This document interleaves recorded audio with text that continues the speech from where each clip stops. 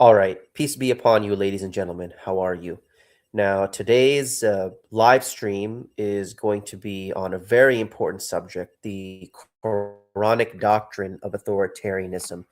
Uh, the Quran does not teach this libertyism, libertarian. No, no, no. The Quran is a very authoritative book, and it speaks in terms of authority and tiered authority structures. And a lot of us have forgotten that, partly because of our raising in the Western world, and it's a combination of issues, which, God willing, I'm going to go through. It's the failure of the authorities today, which 100% we should not obey the governments that exist today because they failed us. They're not like following God's law or anything like that. So it's partly due to that, the failure of the authorities in our lives, which make us suspicious of all concepts of authority. And also, on top of that, I would say the failure of the Sunnis as well. You know, they were at once the authority, they taught the Quran, they taught all the people, but they've clearly failed. So when authority fails on a mass level in a society, people tend to go too far the other way and reject the whole concept of authority altogether. But this is not Quranic at all. And before I get into this presentation, I just want to let you know I'm a little sick right now. You might hear it in my voice, so bear with me. My brain might not be as sharp as normal, and I may have to retreat every now and then to blow my nose. I'll try to remember to mute when I do that. But yeah, I'm back on doing the live streams. All praise be to our God. And let us begin this live stream. And by the way, at the end, you guys can come in, ask me questions, comments, agree with me, disagree, do whatever you wish. But we will begin this discussion in words of prayer. So, in the name of God, the entirely merciful and the especially merciful, exalted is your name, God, above all names, and praise be to you. And you are worthy of worship, and you are worthy of praise, and you are worthy of supplication, and you are worthy of honor. My Lord and my God, I bear witness that you are one, and you are free and acquit of all the partners that people ascribe to you. My Lord, I pray that your light shine upon me in this discussion. You allow me to speak clearly, to speak well, for the truth to be made clear for the believers, and for us to be able to discard this childish notion of libertarianism and libertinism and understand the true godly, in your name, authority structures that you have established in the world. That authority is an inherent part of the natural world that you created. All praise be to you. On all honor be to you. You are the exalted, the cherisher, the perfect, the free of blemish, the free of spot, the most merciful, the most powerful, the most kind. And I surrender to you submissively with love and true pride as a servant of yours. I am happy to be a servant of yours. May you shine your light upon this discussion, and I dedicate it in your holy name. Amen. All right, so let's quickly see if anybody's commented already. God bless you. You're lagging a bit. Can you let me know? Let me leave a comment in the bottom if the lagging stops. Let me see my connection. Peace be upon you all. Can you define libertarianism versus authoritarianism? If I had to kind of make a rough definition off the top, libertarian, let me actually pull it up. We'll see. Libertarianism. How do I put this on the stage? Remove from stage. Okay, there we go. So let's go to Google libertarianism. Libertarianism is a political philosophy above all, prioritizing individual liberty, personal sovereignty, and minimal government intervention in both social and economic affairs. It advocates for free market capitalism, private property rights. So this idea that the individual is a total and complete sovereign. This would be the philosophical underpinning of all libertarianism. And then this affects their economic policy, this affects their social policy and everything. So if the individual is truly a great free sovereign in and of themselves, then this would lead us to free market capitalism. And the Quran does not teach free market capitalism. Absolutely, there's a market economy in the Quran. God calls it bay or trade, but it's not free market. There's things that are forbidden. So, for example, the libertarian capitalists, they'll say things like, oh, I should be allowed to charge interest, no problem at all, because it's my property. I'm a sovereign. I'm allowed to do what I want. Well, no, you're not allowed to do what you want. You're not a perfect sovereign. You are duty bound to certain principles. Interest should be abolished in a Quranic society. You're not allowed to sell corn or prawn or whatever you want to call it. You're not allowed to spread corruption in the land. You're not allowed to open up, I should say, brothels and things like that. Even though it's all being done consensually, the women in the brothel are agreeing to do this. The man is agreeing. It's all consensual transactions. Everybody is operating off of a sovereign free will in most of these cases. You're not allowed to do that. So that the primary aspect of our lives and consideration in social, political, and spiritual affairs is human sovereignty. That is not Quranic at all. Versus, again, these definitions aren't perfect, but authoritarianism, the the enforcement or advocacy of strict obedience to authority at the expense of personal freedom. That is absolutely Quranic. God is the ultimate authority, and it isn't about our freedom, but our submission, our surrender to this highest authority.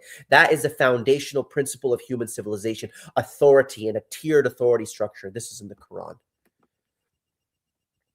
Can you define what's the best balance when it comes to don't force people in the religion? Because I know God doesn't want us to force people in the religion, but at the same time, we shouldn't allow corruption. Great question. Great question. So I would say that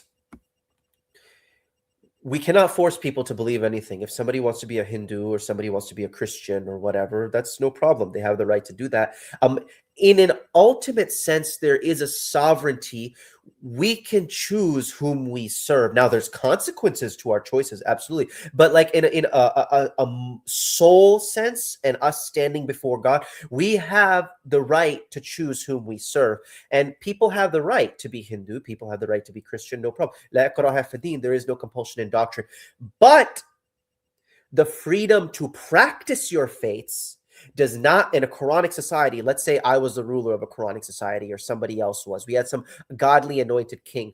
The freedom to practice your faiths does not mean the freedom to promote your faiths. You are not allowed to promote idolatry. You are not allowed to promote false doctrines. So there is one doctrine in the land that is promoted, that is substantiated, that is funded by the society and given precedence. This day we have made your deen perfect. God says that this deen is to be made manifest, clear, victorious, dominant over all deens, over all religions. So there's one that's dominant in the land.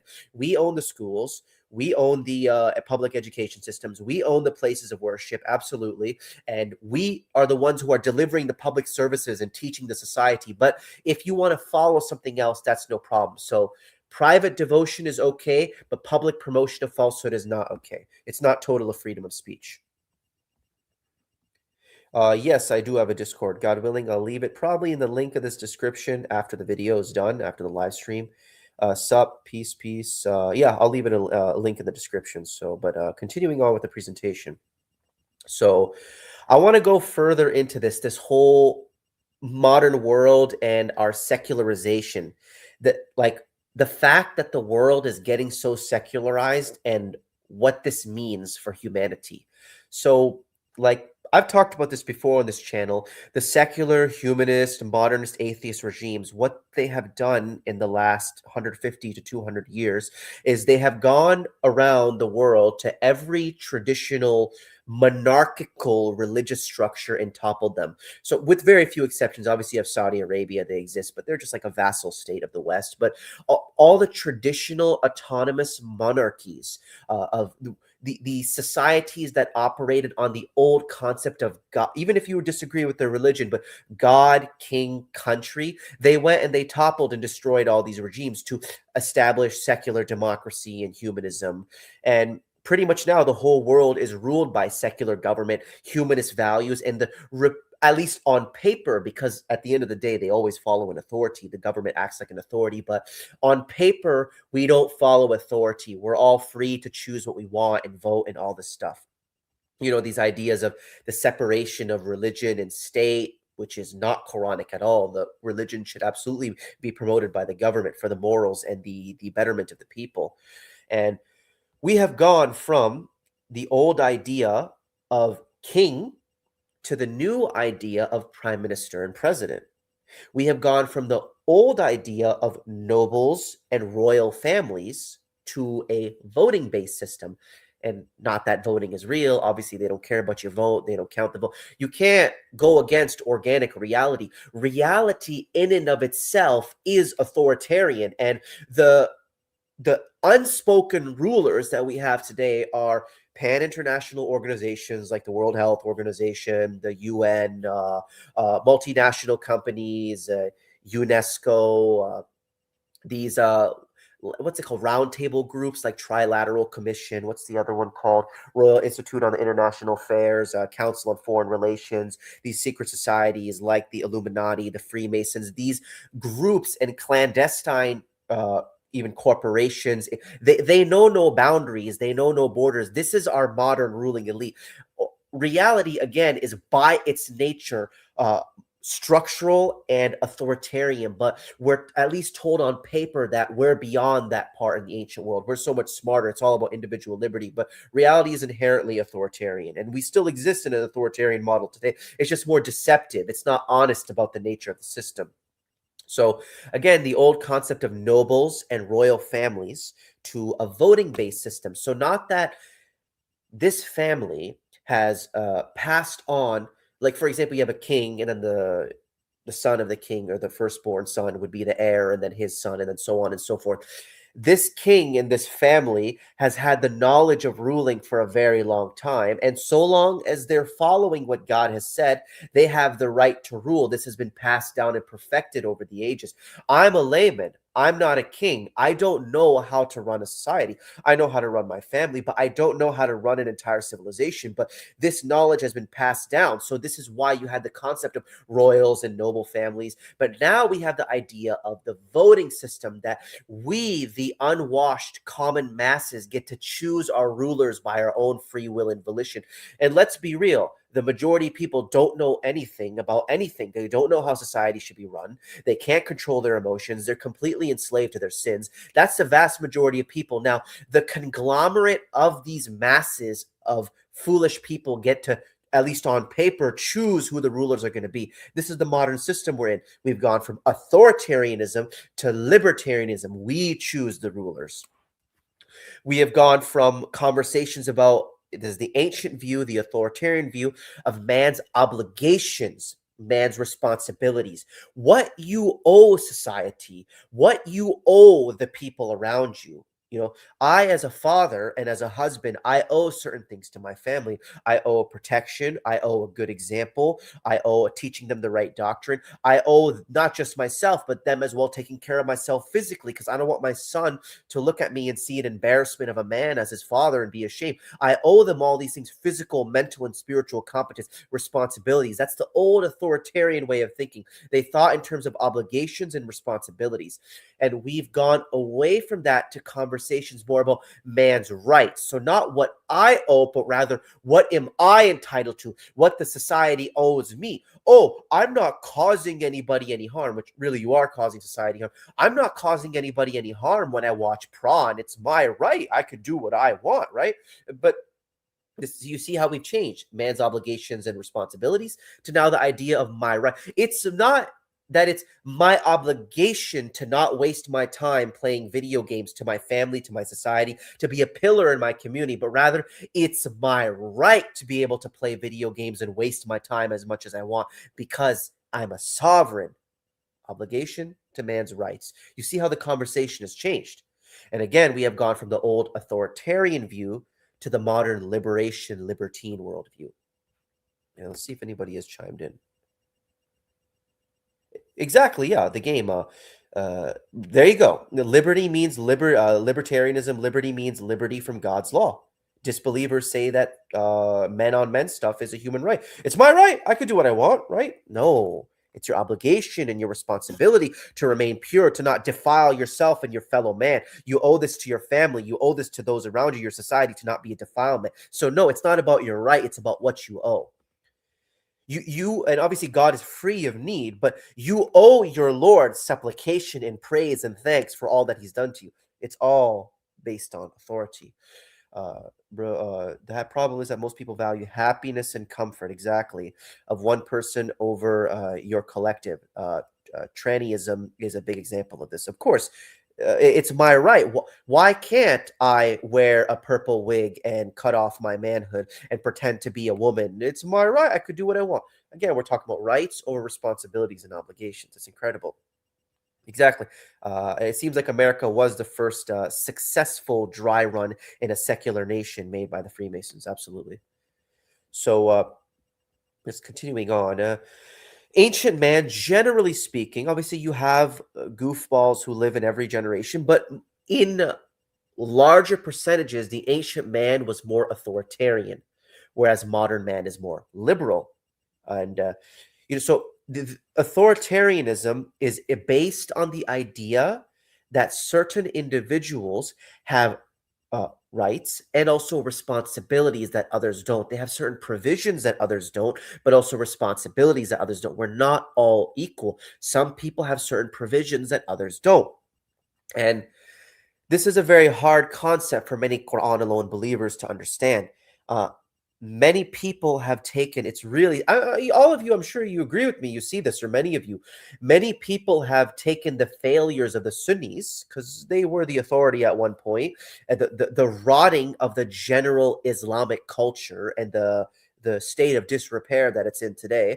They take the failures of the mainstream mosque as now justification for this, like, every man for himself, everybody has the right to teach. No, no, no, no, no. We kind of see this in the Quran alone sphere, and it's facilitated by the internet. This kind of libertarianism. Everybody's allowed to say whatever they want, and with complete impunity, no consequences for these things. And let me tell you guys, most people that you're seeing in this online internet Quran alone space, they do not have the right to teach. They're not guided by God. They were not anointed and chosen for this task. Maybe they would have been better at just focusing on their family, listening to somebody who's more educated, who's more intelligent, who's more guided, who has more understanding from the Lord, listening to that person and then teaching those values to their family. But we have this like total free for all where everybody's allowed to teach, but most of these people are not guided. They weren't chosen for this task. Not every one of us was chosen for the task of teaching and administering unto the people. It's a very weighty task with grave consequences. If I teach false doctrines and evil things and perfidy, it's going to affect a lot of people. Most people do not have the integrity to be honest about what the Word of God says, rather than making the Word of God fit their own desires, following what God has said, nor do they have the discipline to engage in rigorous, deep, and academic study. And that's fine. Maybe your vocation is something else, not to be a scholar and a teacher, but rather something else altogether, applying the philosophy in a different area of life. That's no problem. We all have different vocations, but it shouldn't be this free-for-all. We're not all made equal, okay? I cannot be a bodybuilder, or I don't even know, like a sprinter. I don't have the ability to do that. That's not my vocation. I wasn't created with that kind of physical strength, but God has given me an ability to speak. God has given me an ability to write and understand and study. I inherently incline towards scholarship and intellectual pursuits. So I use that in the cause of God, but other people use different things. We're not all made equal. We're not made for the same roles. And the internet itself is a case study in pure libertarianism, which now it's starting to be wrapped up. It's becoming more authoritarian and controlled and censored. We understand that. But the early years of the internet, as Brother Sam calls it, the wild, wild west years of the internet, that was like the early 2000s kind of thing. That was like straight libertarianism. Everybody had the right to say whatever they want with no qualification whatsoever. And people who don't read, they don't study deeply, they don't have any academic accomplishments either. They don't write books or read things or study, but they're out here teaching. And this has caused many problems. It's too many voices, and it swamps out the voice of true intellectuals and truth speakers, because it's just too much of a cacophony of voices out there. But I'll save you for that rant. See if anybody left any comments. USA and the Illuminati were both made in 70s, but Alex Jones type people is telling us the answer is 1984 to 1984, 1776. Yeah, but that's going to create the same problems, right? You can't stand for freedom. Freedom is an empty void. It's nothing a nation can stand on. America wants to stand on the idea of freedom, but freedom isn't a thing. It's the ability to do things. But You have to stand for something positively. What is that thing that you stand for? It's very little that they can define. What do you think is worse, the West or the Middle East when it comes to whole liberalism and authoritarianism?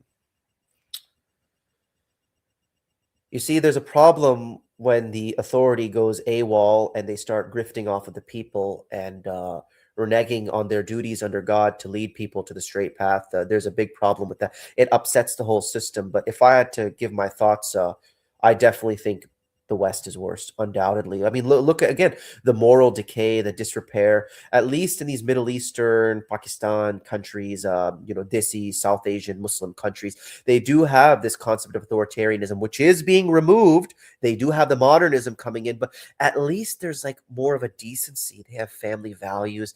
They know how to respect their parents. Bro, I'm gonna tell you something, okay? I remember going to school with various people of different races, different backgrounds, and not talking bad about white people, but there's a certain culture that Western white Canadians have. They have more of a secular culture, whereas I grew up in more of an old world culture, at least within my home, right? I was taught respect. I was taught dignity. I could not speak to my parents in a certain way. I wasn't allowed to have a girlfriend, but then I'd go to my white friend's house and I would see the way these guys talk to their parents. F you, mom. F you, dad. Oh, my mom is such an effing bee. She's never here to pick me up on time. And I'm like, astaghfirullah al-azim. I mean, at least they don't have that in these more authoritarian countries. So I would say they're more pure, but again, they suffer from problems because the authorities have reneged on their duties. So, but ultimate libertarianism, man, like it's way worse. It's pure savagery. You can't have civilization in libertarianism. Even with slightly corrupt authority or corrupted authority, you can still have some semblance of civilization. But libertarianism is the deconstruction of all civilization. Salam. I think anyone can build, but not everyone will have it on the top level. It's actually becoming more uncensored with uncontrolled opposition. Elon Musk giving people their voice. Yeah, Elon Musk tried to get the Epstein Island. His platform is full of. He's definitely a. Okay, I'm not going to use that word, but it's funny. The Arab Spring was disastrous for the Middle East. Authoritarianism brought exactly. Authoritarianism is structure. Yeah, it's very odd with the way they're talking. Yeah, it was just a stark I didn't grow up with that in my home, but I would see the way these white guys would talk to their parents, and it would blow me away. They're coming into the home with their girlfriends. Oh, hey, mom, that's my girlfriend. Oh, hi, Kayla, how's it going? How are you and Billy doing? I'm just like, what is this going on here? My mom would, slap me with the chappan, right? But continuing on. So authoritarianism is based on the ancient doctrine of caste or rank or status. And this is in the Quran. Obviously, you have God who has the greatest rank, the greatest status, greatest authority. But then you have the messenger of God, which people must obey. The verses which the Sunni loves to abuse, right? To talk about hadith when God talks, obey the messenger, obey the messenger. This appears multiple times in the Quran. Atiyu Allah wa atiyu Rasul, obey the messenger. You see, there's an authority God is divesting within the Prophet Muhammad, within the messenger. He has the right, a few different provisions that God has given. He has the right to be spoken to extra softly. He has the right to not be shouted at from the apartments. And I would like you to turn to Quran chapter 49, verses 2 to 3. Let's see. What about 1776? Not today's modern America, but surely libertarians are better than the redcoats authority. I'm not sure what you mean by that. Perhaps I need to brush up on my American history, but Quran 49, verses 2 to 3. Let's pull this up. Okay.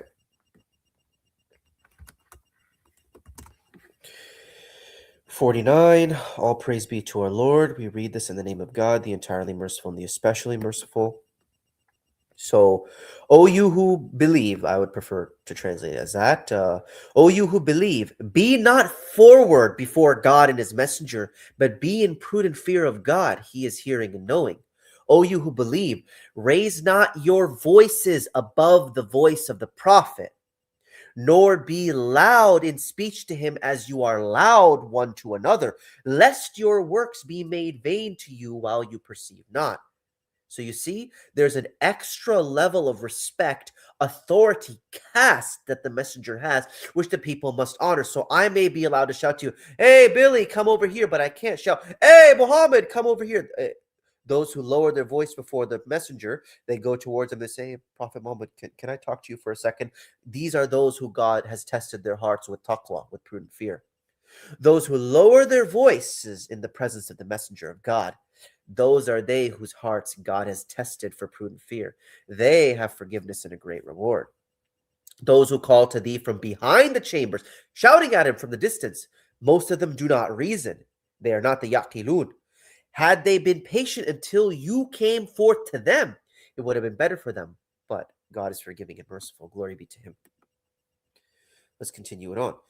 You do exhibit the gifted ability to make citations of the Quran as you are approached to discuss, minister with good examples. All praise be to our Lord. Thank you for that. Walid, why do you say there was no planes on that day? I can't talk too much about this. You guys always want me talking about the stuff that's going to get me in the YouTube haram bin. But there's I think, a documentary called, if it's the one, it's called September Clues, where it shows there was no planes. If you look at the actual physics, if you zoom in, it's all cartoons and none of it makes any sense. I can't describe that to you, but go check out, go on BitChute and type up September Clues, and they'll show you all that stuff. And another one to show authority and caste and rank is chapter 33, verse 53.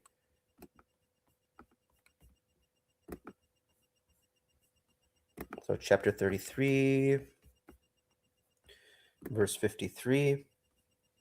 O you who believe, enter not the houses of the prophet except that permission, that leave be given to you for a meal without watching for its hour. So basically, don't chill out and hang out too long and kind of make him shy and waste his time. When he invites you for a meal, come in at the appointed hour and leave at the right time. You see, a special provision and honorary status is being given to the prophet. But when you are called, then enter. And when you have eaten, then disperse. And seek not to remain for conversation that hinders the prophet. I mean, the prophet, he has to go to pray. He has so many things to do. He has an entire community to run. He can't sit there and chit-chat with you all the time. Give him his space. And he is shy of you. But God is not shy of the truth. And when you ask of his wives an item, ask it of them from behind a partition. So you see a special honorary status given to the wives of the prophet, that when you ask anything, it's supposed to be behind a barrier. You're not looking them deep into their eyes and gazing upon them, because you see, they're not the same. The prophet is not equal to you. Neither are his wives equal to your women. That is pure for your hearts and their hearts. And it is not for you to hinder the messenger of God or to marry his wives after him ever. That were in the sight of God monstrous. So again, authority, status, rank. He has certain provisions that other people are not allowed to have. But also, with those provisions and, dare I say, rights, also comes certain responsibilities that are endowed upon him, such as the proper management in the community. This goes together. Authority is inherently tied to responsibility. The greater the authority, the greater the provision, the greater the responsibility is placed upon you. We all know this maxim from Spider-Man: with great power comes great responsibility. And that's a totally Quranic concept. And I would have you go to chapter 5, verse 48 for that. All praise be to our God.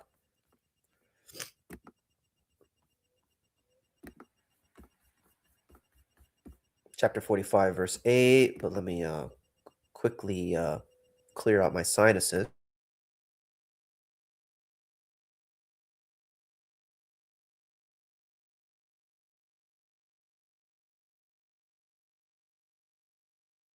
All right, I'm back. Walid, the founding fathers wanted to be lawgivers, not God. Absolutely. That's the same thing with these humanists, secularists. They write their modern constitutions and charter of rights and freedoms. And what's the other one? These UN humanitarian laws. They're trying to be God, but only the true sovereign God has the right to let down laws. Walid, do you believe in animal evolution excluding human beings? No, I do not. Peace be upon you, Sister Melissa. Peace, halal. Do you believe in human? No, I don't. Within a certain, it gets deceptive. Obviously, from what I've seen, there's changes and variation that can happen being stimulated by the environment, but there's a limitation. It's not to the point where like a dog can become this or can become that or can grow wings over billions of years or become a fish or vice versa. No, no. There's a clear limit that has been placed, but within that is variation. We see that in humanity, right? The different races of the world, clearly they're adapted to certain climates that they came from.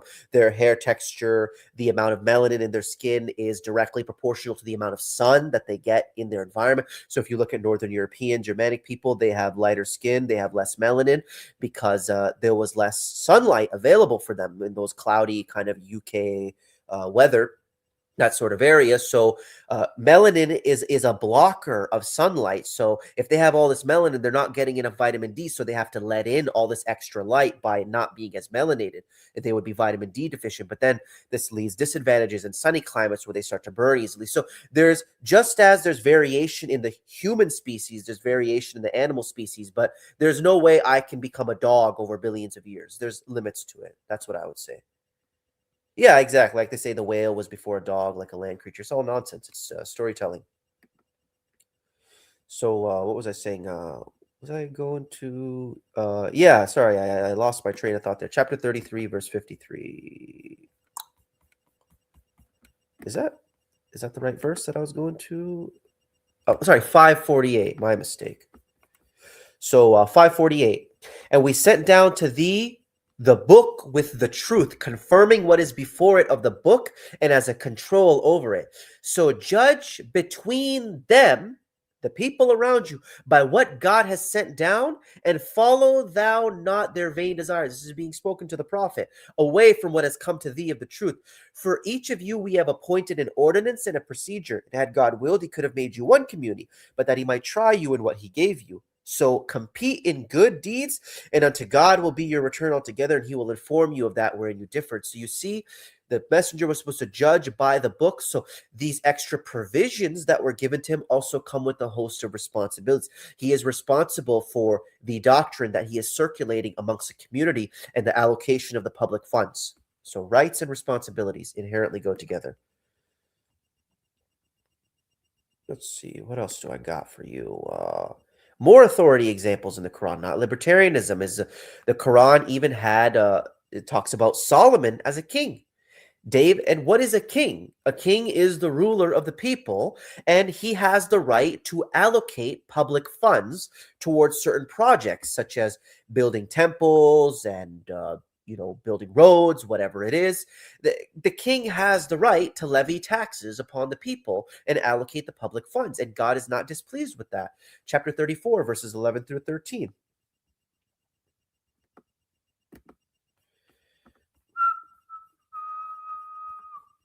(34)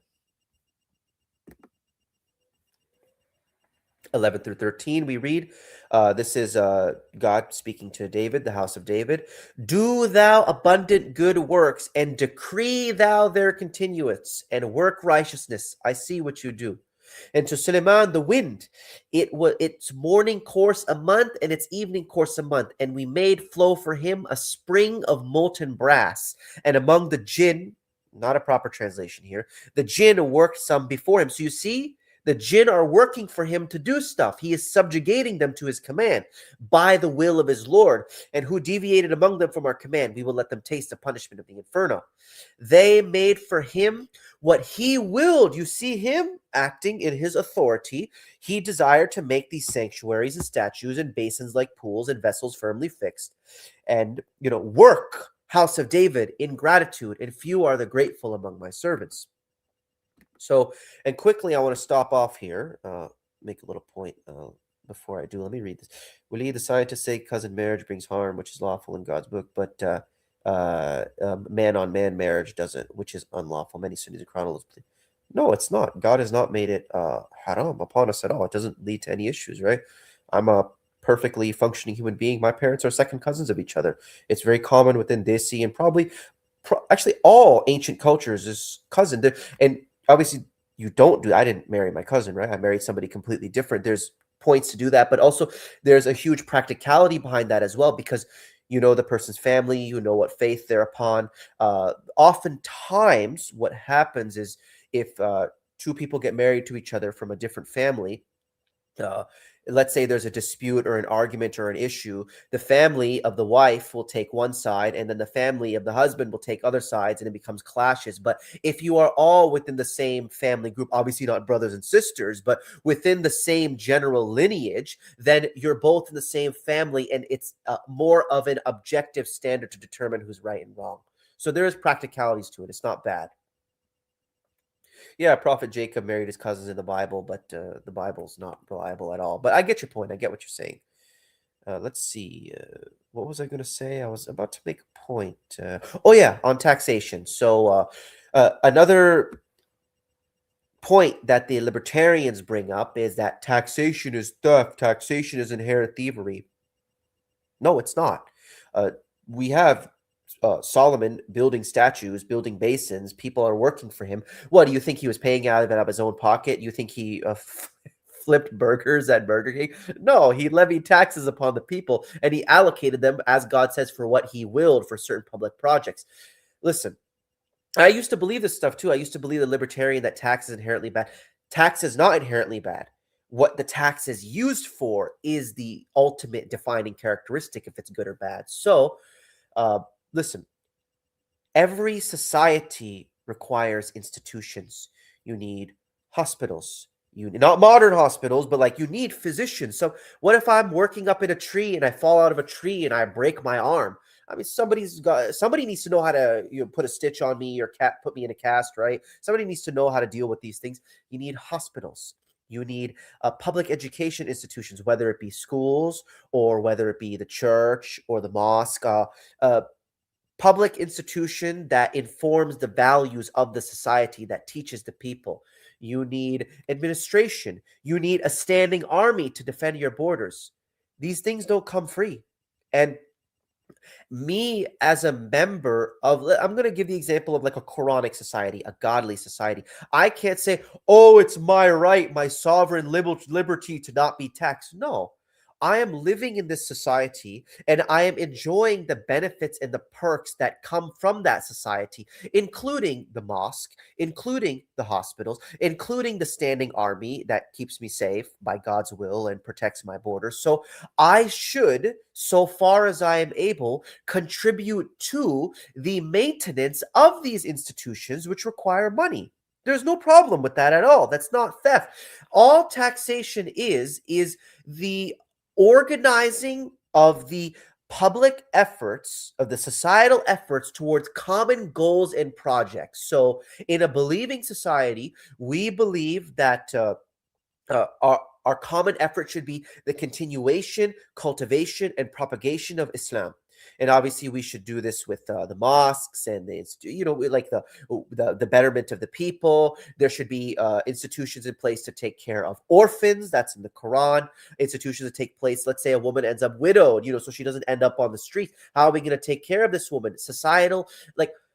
Taxes are there to organize the people's efforts towards a united cause. And if you're going to enjoy the benefits and perks of society, you should be willing to pay to maintain that society. It's a very childish notion. My rights, my liberty. No, you have an obligation to fulfill your role within society and keep it running.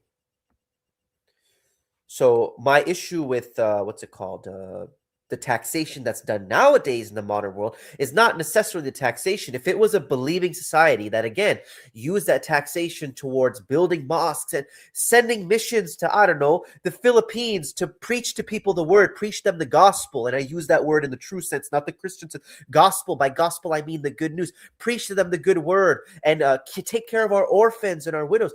100% I'm willing to take care of that. Yeah, I want to pay the taxes for that.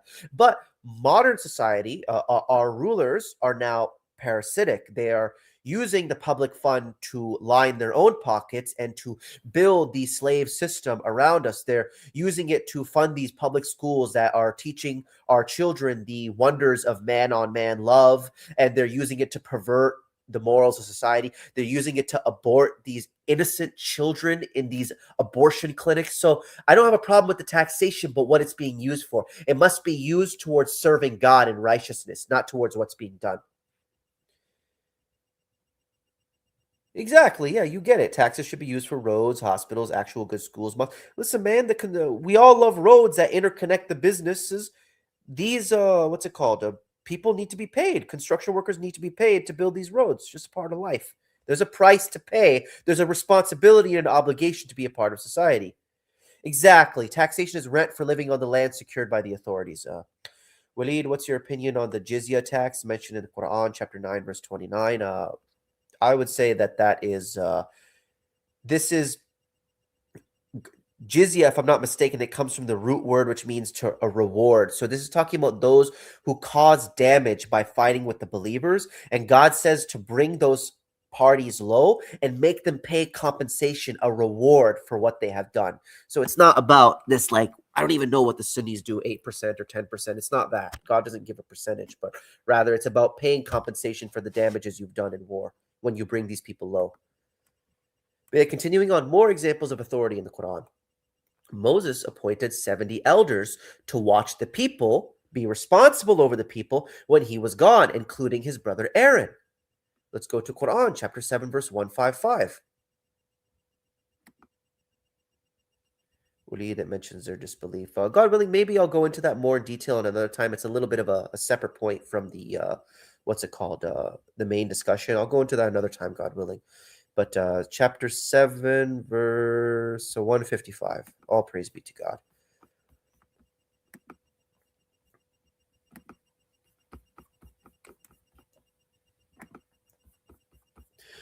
Chapter 7, verse 155 reads, and Moses chose of his people 70 men, obviously 70 men who had the wherewithal and the natural abilities to be able to lead. They had definitely a high level of moral virtue, discipline, integrity. He chose these people for our appointed time. Then when the earthquake seized them, he said, my Lord, if thou hadst willed, thou wouldst have destroyed them before and me. Wilt thou destroy us for what the foolish among us have done? It is but thy means of denial. Thou sendest whom thou wilt astray thereby, and guidest whom thou wilt. Thou art our ally, so forgive thou us and have thou mercy on us, and thou art the best of those who forgive. And prescribe thou for us in the world good, and the hereafter we have returned to thee. He said, I strike with my punishment whom I will, but my mercy encompasses all things. I will ordain it for those of prudent fear, and who render the zakah, and those who believe in our proofs. So you see, again, Moses puts these leaders, and then Aaron was responsible over the people. So when Moses came down from the mountain and he saw his people committing idolatry, he's like, Aaron, what did you do? What did you do while I was gone? He grabbed him by the beard. And then Aaron made it clear. He's like, listen, this was not of my doing. They followed this. I tried to teach them different, but they followed something else. They followed the Samiri. And then he goes to Samiri. What is your case, Samiri? So you see, Aaron had the authority and the responsibility. That's why Moses grabbed him by the beard. He was the first one to be held accountable, but then he made it clear it wasn't on him. So you see how it goes. Authority, structure, not libertarianism. That's the basis of civilization. Let's see. Okay, keep it going. God says in the Quran, obey those in authority among you. That's a very clear passage. Chapter 4, verse 59.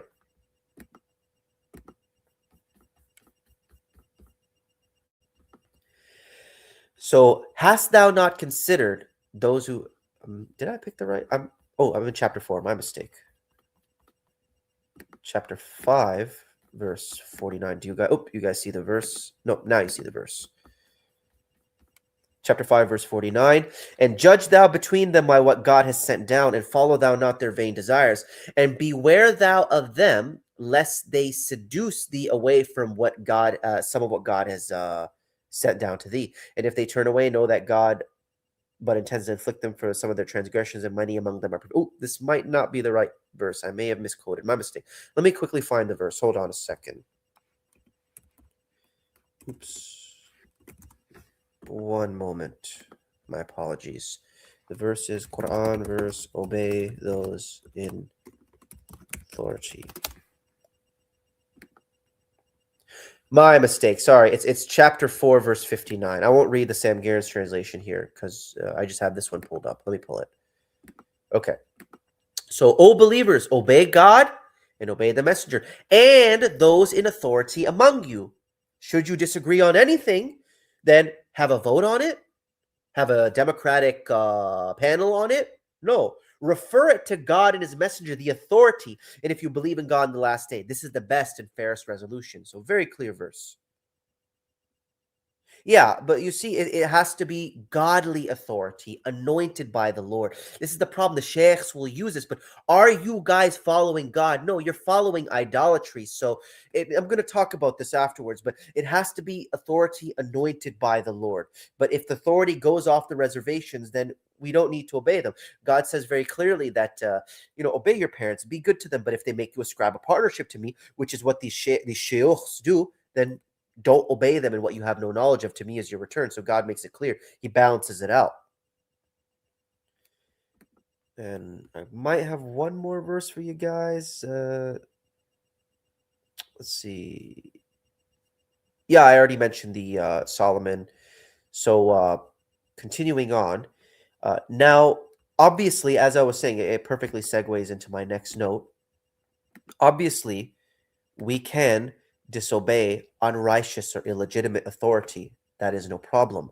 But nevertheless, the concept of authority does still exist.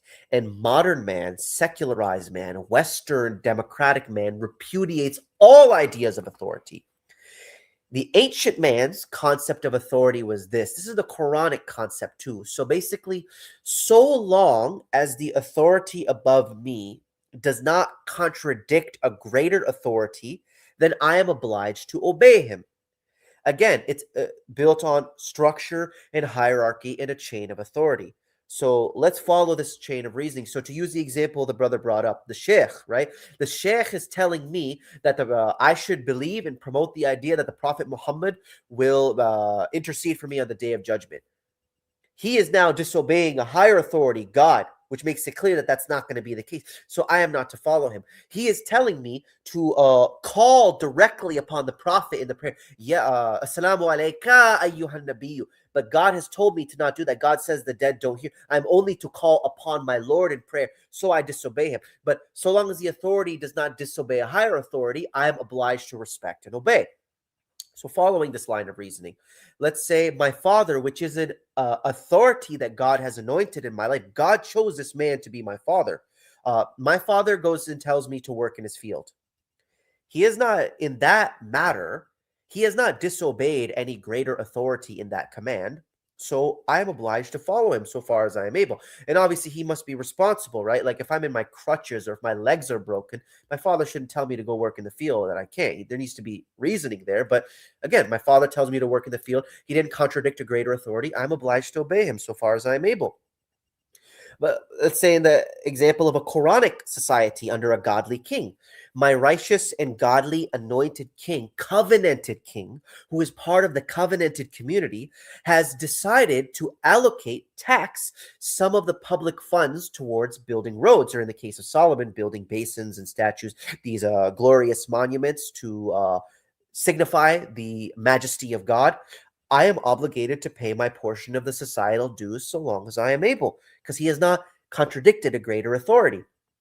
Now, let's say on the reverse end, my father told me to steal money from my godly king's public funds. Let's say he told me to steal the tax money or whatever. Now I must disobey my father because he has contravened a greater authority above him, God and the king, and my obligation to the society. So no obeying to my father there. You see, both my king and God in that moment are being contravened, since I am betraying my king, my society, and my God, who God told me not to steal. Now, let's say then that king or the father told me to worship an idol. Now I must disobey, just as Abraham did. We have the example in the Quran. He was quit of what his father did, but he still spoke to him peace. Why? Why do we disobey authority in that case? Is it because of some inherent equality I share with the king or I share with my father, from this like mentality of libertarianism? It's my inherent right to do what I want. No, or I'm not equal to my father. My father is my superior. I'm not equal to I may be of higher virtue than my father, but in status, in authority, I am not equal to him. He I came from his loins. I am an offshoot of him. So there's an inherent inferiority in caste. And so it's not because of some inherent equality I share with my father and my king that I disobey. This is arrogance and foolishness. The reason I would disobey my king or my father who tells me to make a partner with God is because they are contradicting a greater authority above them, which is God, who has expressly forbid me from making any partners with him. This is why Abraham disobeyed the partnership of his father. Not because Abraham is his father's equal, but because this authority above him, his father, in that command, he's contradicting that greater authority. So that's very clear. Now, if we follow this chain of reasoning of a tiered authority structure, we start with, father, the righteous, godly, covenanted king. Then we go up. Finally, it culminates with God, which is the greatest authority, and there is no greater authority than God.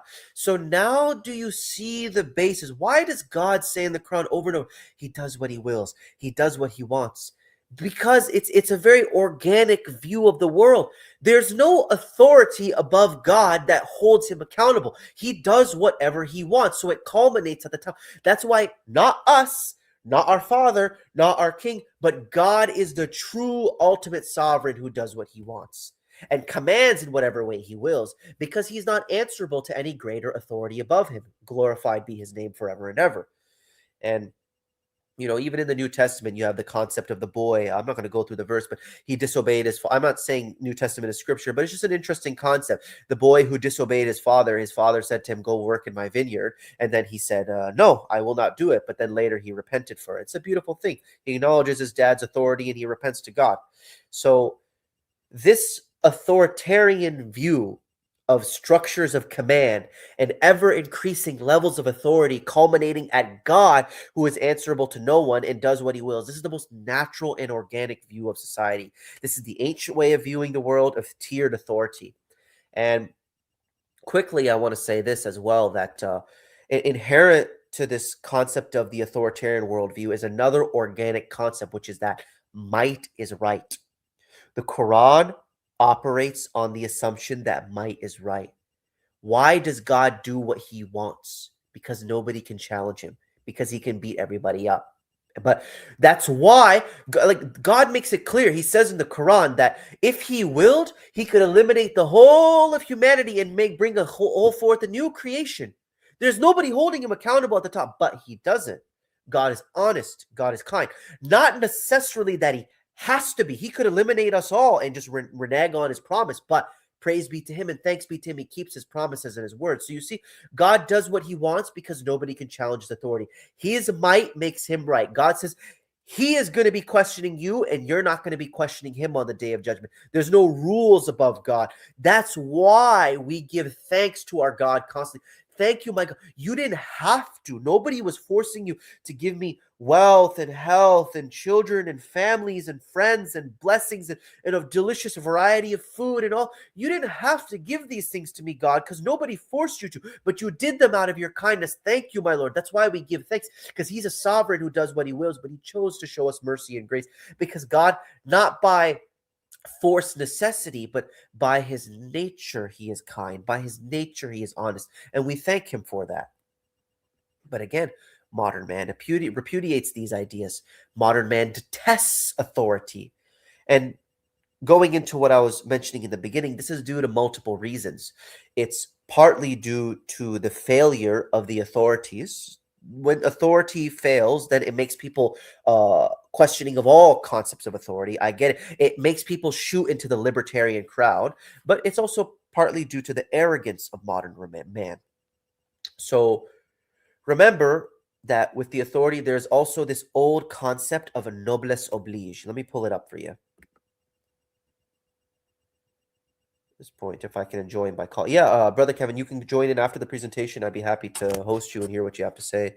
Bless, I think God does what he wants because he's the most reasonable, the most truth, the most logical. Yeah, God has a reason for why he does things, but there's a plan behind it. How do I make an example right on the spot? Let me think about that. So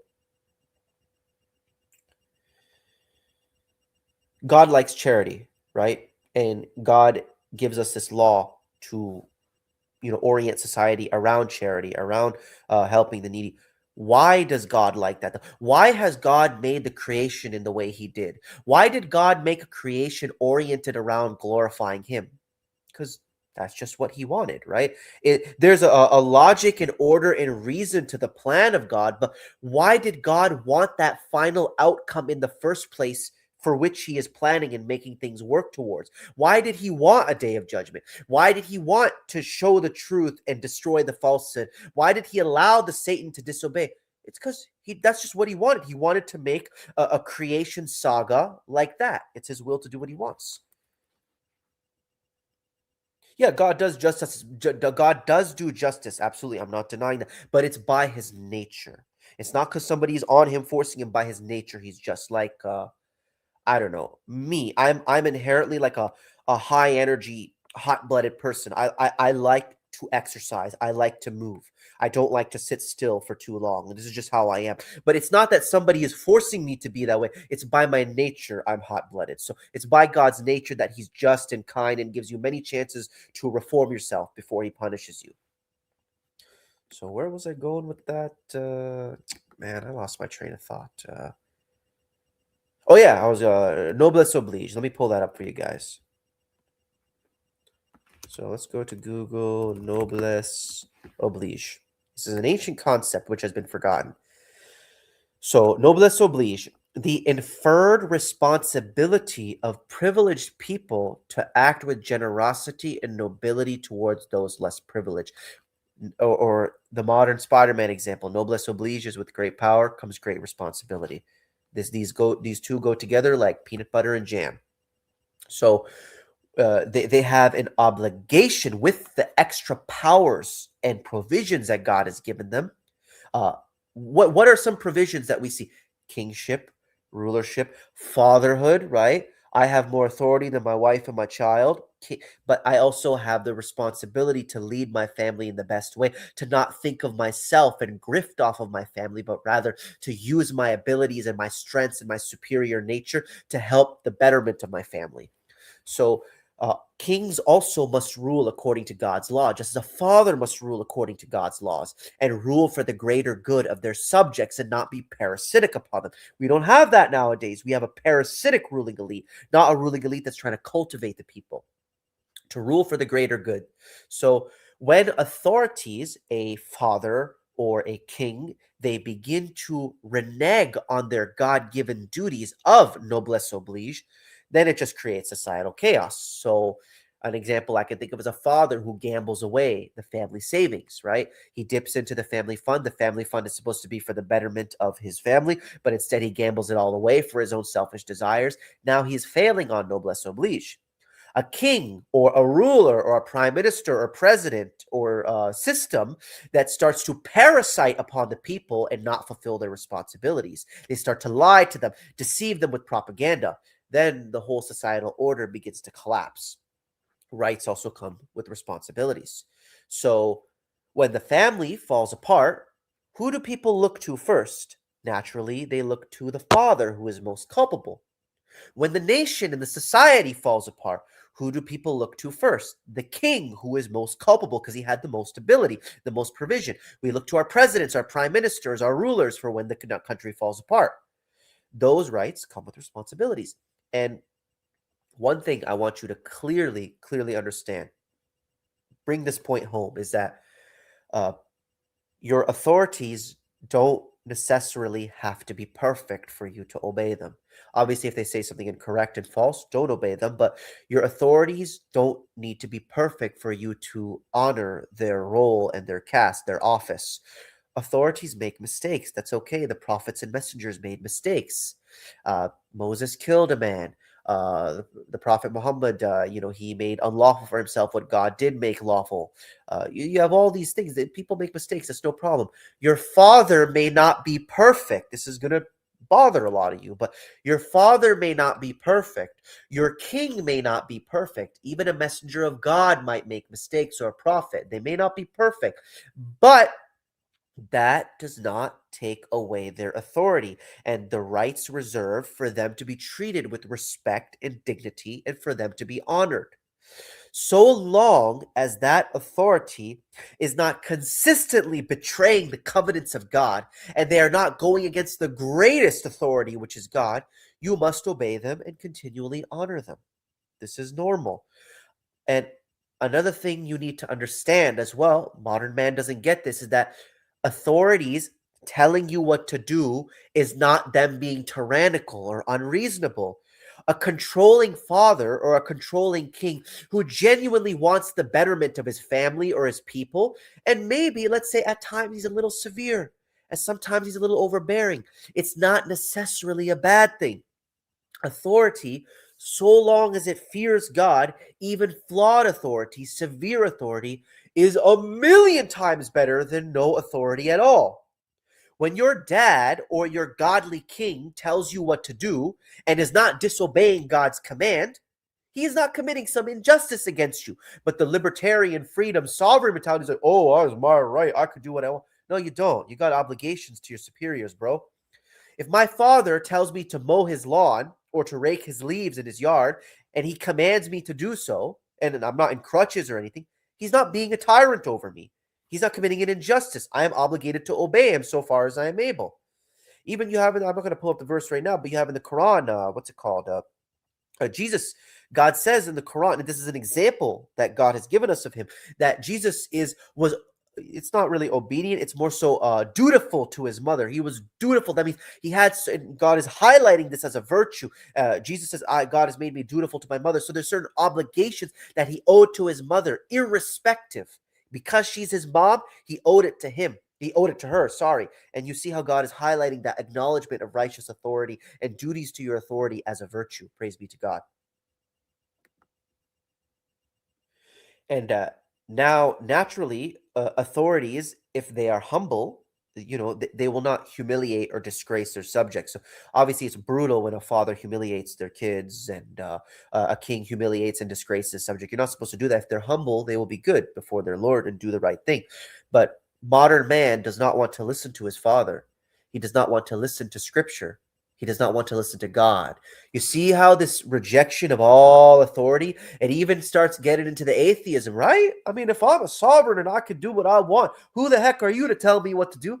I don't even need to obey Scripture. There's no God. I'm the sovereign of my life. And that's the ultimate conclusion of libertarian philosophy and what's it called? Freedomist philosophy. Who are you to tell me what to do? Who are you to judge me? This is the mentality of modern infantile children, grown men who have not really grown up. So in the modern time, man, instead of being obligated under his God, he has become his own God and exalted at his own power and his own inherent rights, where it's not focusing on God's sovereignty, but my sovereignty as a man. De facto Satanism, becoming your own God. Exactly. So even isn't that what Aleister Crowley wrote, the most prolific Satanist of the 20th century? Do what thou wilt shall be the whole of the law. Do what you want. Your life, your sovereign, right? Satanism, through and through. And this is a very interesting point you guys got to think of. So, like, again, I was telling you about tiered authority structures. God, king, father, mother, lower than the father, then child at the bottom, so on and so forth. You have to understand that authority comes from above. It comes from heaven.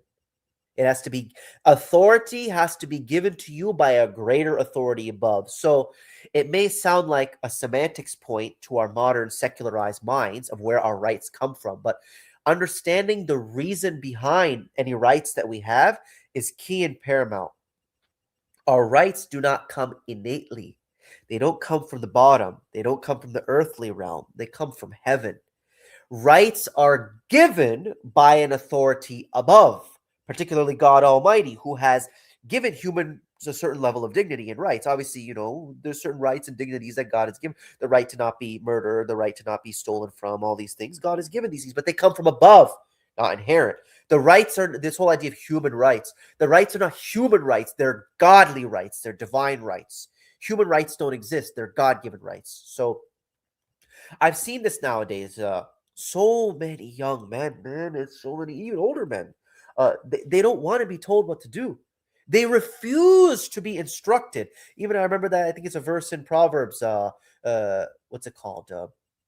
The wise man receiveth instruction, but the fool repudiates instruction. So many people, they don't want to be told what to do. They refuse, and they feel like they're not answerable to anybody. They want to live their life the way they see fit. And this concept of the repudiation of all authority, libertarianism, which is characteristic of our modern degenerate age, this has permeated all things, including how we structure our governments, at least on paper. Because again, authority always exists, but at least on paper. So in the past, the organic structure was a top-down pyramidal structure. This is the main point I want you to realize. Authority came from heaven and went down to earth. God, the greatest authority, his might makes right. God anointed a king. The king was responsible over the people. But now it's reversed. So it went from God to anointed king or noble family to the people. Now it's reversed.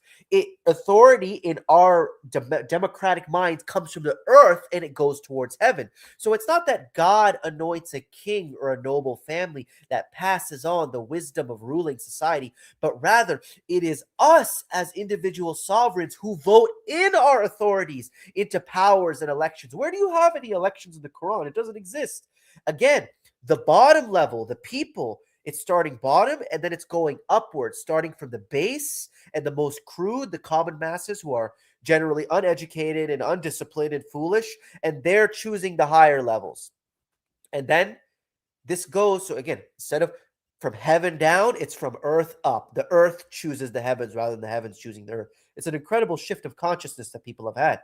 And this mentality, it goes even towards people who think that they can judge God, the modern atheist, How could God do this? How could God do that? How could God kill millions of people in a flood again? And probably a lot of babies were drowned in that scenario too, right? Probably a bunch of newborns. Again, it's democratic. The bottom level is choosing and dictating upon the higher level. God, how could you do this? God, how could you do that? He does what he wants. He's a sovereign. Now, God is kind. God is merciful. There's a wisdom, but he's not answerable to you. God does what he wants. We don't choose what the ruler does. The ruler chooses the rights upon us and does as he wills. The earth is judging the heaven. We are not answerable to any higher authority, but rather authority comes from the bottom. This is the flipping of the mindset. The natural and organic order has been inverted. And of course, again, voting doesn't exist. Really, we are ruled by a satanic, secretive cabal that influences people's perceptions through mass media and YouTube and the algorithms, and they can control what people think. It's not actual democracy is not natural. We do live in authoritarian structure, but it's hidden.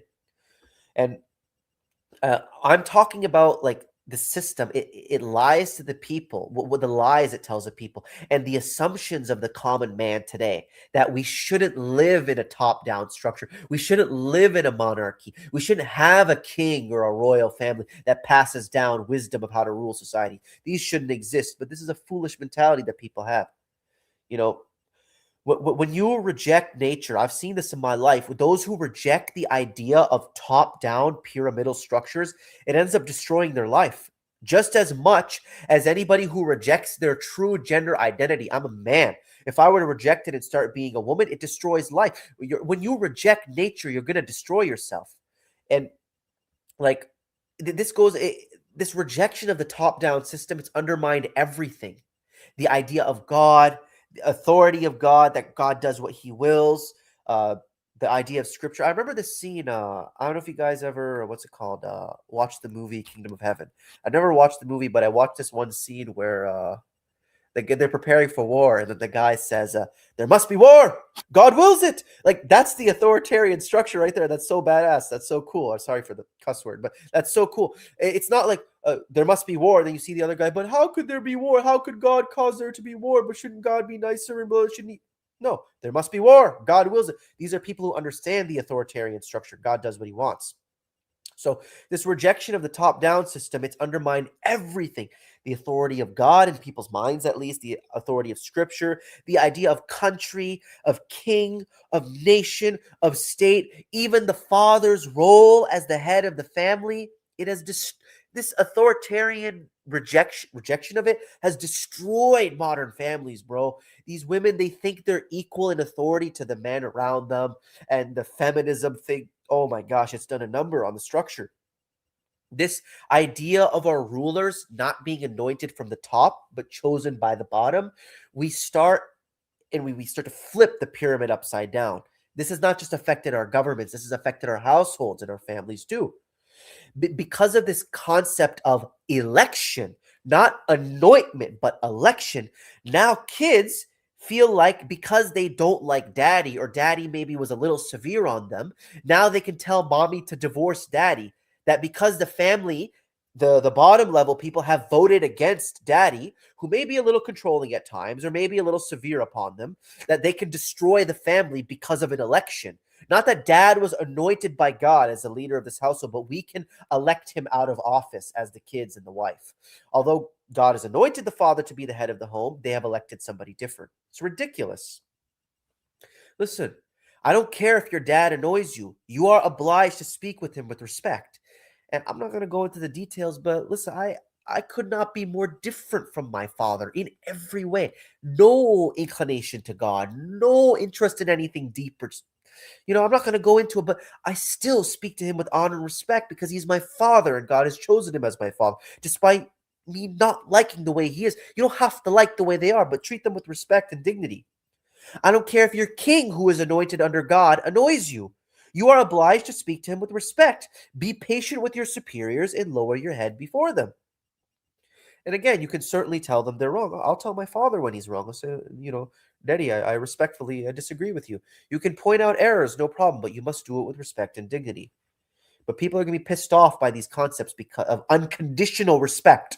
But the respect I show my father is unconditional. It doesn't matter how off the rails he might be. I have to show him that. People don't like the concept of unconditional respect. That's because a lot of people have daddy issues. So that's what I wanted to share with you today. An ancient organic concept of authoritarianism, which we find within the Quran. And, I want to quickly make it clear before I open up the panel that, what's it called? I do not feel answerable to the modern governments of today. Why? I don't accept them as an authority because they're not covenanted before the Lord. They are liars. They have betrayed the covenants of God, namely what I just explained to you before, noblesse oblige, to lead the people towards righteousness. They are not answering to the greatest authority above them, so I am not incumbent to obey them in these matters.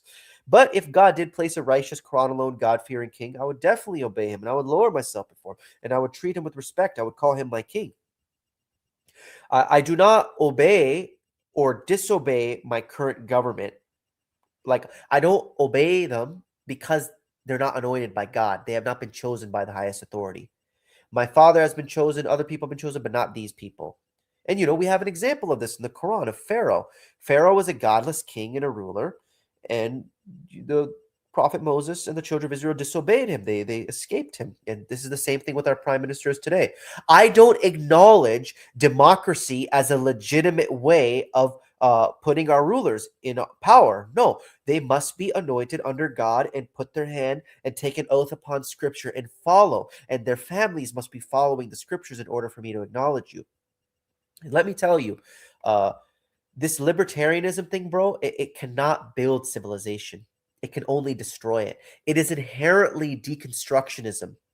Authoritarianism and patriarchy is civilization, whereas libertarianism is savagery and barbarism and every man for himself. Authority is an organized society. Libertarianism is no society at all, pure chaos, pure predatory nature. I stand against the mosques today, not because of my own apparent rights, but because their authority is superseded by God's authority. I see you mosques are committing shirk and going against it's not that you guys have to be perfect. People can make mistakes, but you guys are going against the basic covenants and foundational tenets of the religion. So now I am not answerable to you anymore. And like, I'll say this, that this idea of innate human rights has formed the whole modern secular world, secular morality and these United Nations charters and everything. And it's just ridiculous. It's foolishness. So, like, bro, it's tiered structures are so organic within society. I mean, wolves are led by a leader of the pack. Chimpanzees, when they go on a hunt, because chimpanzees eat meat, when they'll hunt other little monkeys to eat them, there's a leader of the pack. This is how it goes. It's a part of the world. A basketball team needs a leader. It needs a captain. It needs a point guard. People appointed in specific tasks and casts that will make the group collective successful. So what is the group goal? The group goal for the basketball team is for us to win, for us to beat the other team. But if everybody's operating on their own individual libertarianism, then if I'm trying to get in the basket and shoot the shot, and the other guy's trying to shoot the shot, and the other guy's trying to shoot the shot, we're all going to be like competing against each other. Our efforts are going to be disorganized. But if I'm trying to shoot for the basket, and the other guy's trying to do defense, and the other guy's trying to do this, and the other guy's trying to pass the ball to me to shoot to the basket. Now we have civilization. We have an organized structure, which is far more likely to attain the goal. So everything requires structure and hierarchy and a top-down structure. This is no problem at all. Excuse me. All praise be to our God. So now, excuse me, my goodness. I'll open up the board to discussion if anybody wants to come in. Let me just put the link below. All right. So that's the StreamYard. That's the StreamYard invite. So if anybody wants to come in, discuss, agree, disagree, I'd be happy to host you.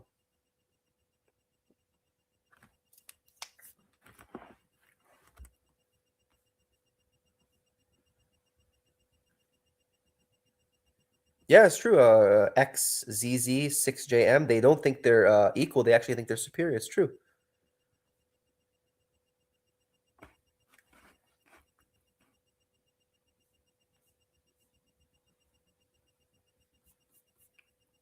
Oh, thank you very much. Peace be upon you, sister. Praise be to God. I'm on the uphill. I'm on the uphill.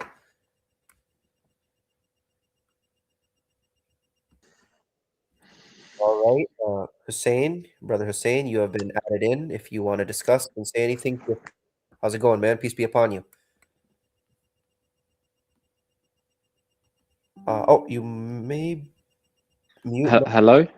Yeah, now I can hear you. You're good to go. Oh, okay. Sorry, I had the app minimized. So when it minimizes, it goes. Oh, I think you're doing it again. Oh, here we go. How's that? How's that? You're good, bro. You're good. Peace, Waleed. How you doing, brother? All praise be to our Lord. I'm doing great. How are you, man? Peace be upon you. Alhamdulillah. Very well. Very well. Just listening to your message, trying to understand what are you trying to say exactly? Because I don't think anybody would disagree with following a leader. Okay, like a top-down hierarchical approach, as you're saying. I would say that a lot of people disagree with that, man. A lot of people, they hate the idea of being answerable to somebody above them who has the right to tell them what to do. A lot of people don't like that. I don't know how old you are, but in my generation, it's a very, very common thing. I went to school with this. People don't want to be answerable to anyone better than them. Okay, okay. Are you also at the same time conflating the idea of a father figure and the leader figure? Well, father is a form of leadership, I would say. Okay. Yeah. So I'm thinking of what it comes down to, because you know, throughout the message, I found myself agreeing, but then on the flip side, disagreeing. Okay. So a lot of what she said, you know, we hear the Madkhalis say that.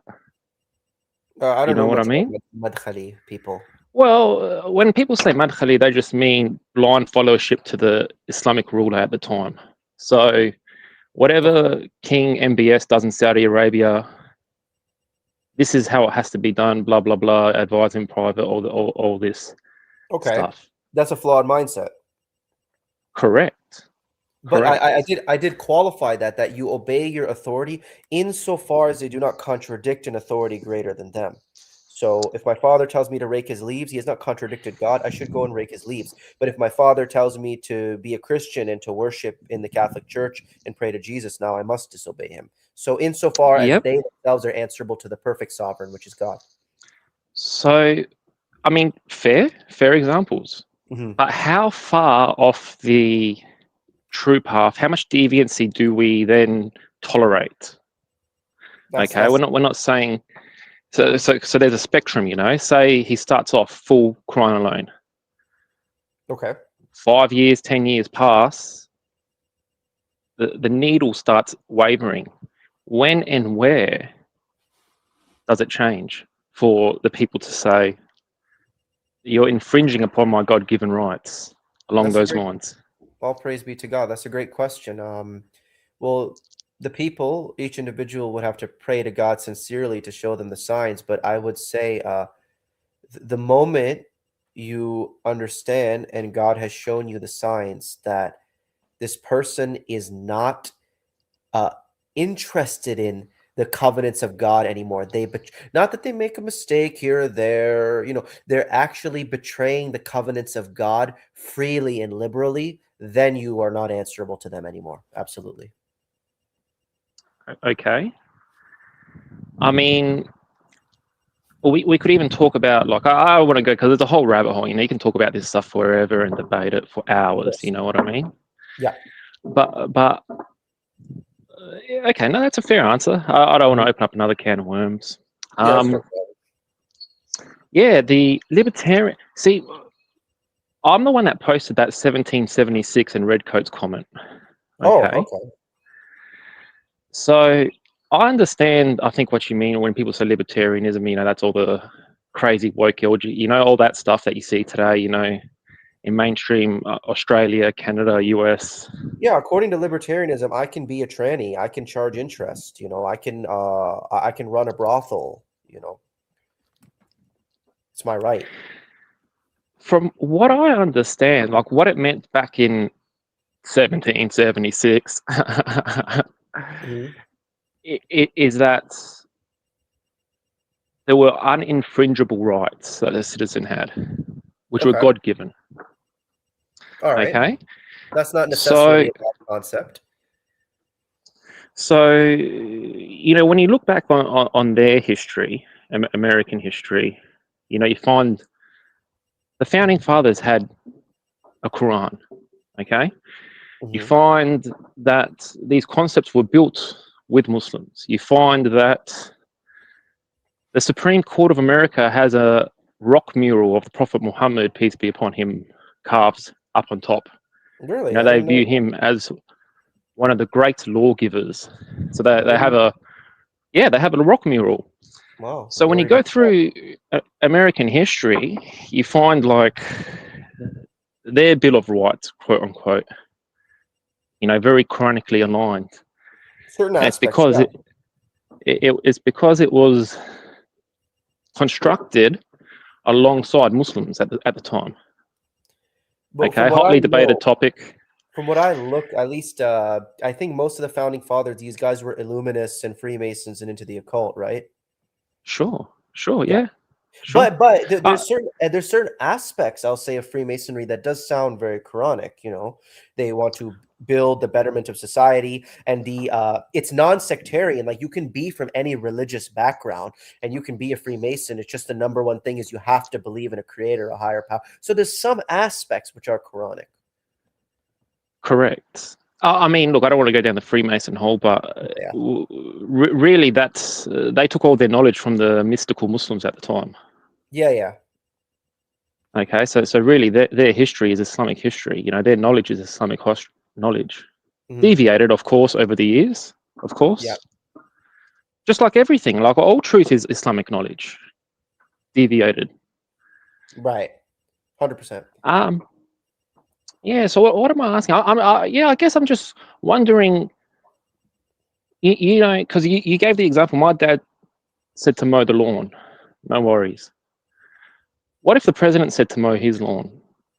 He's not anointed under God. He was put by a democratic process, and he's not loyal to the covenants of God. So I'm not going to mow his lawn. He can mow his own lawn. let's suppose in the QA community, the QA leader said that to you. And he's anointed by God as the authority. Absolutely, I would mow his lawn.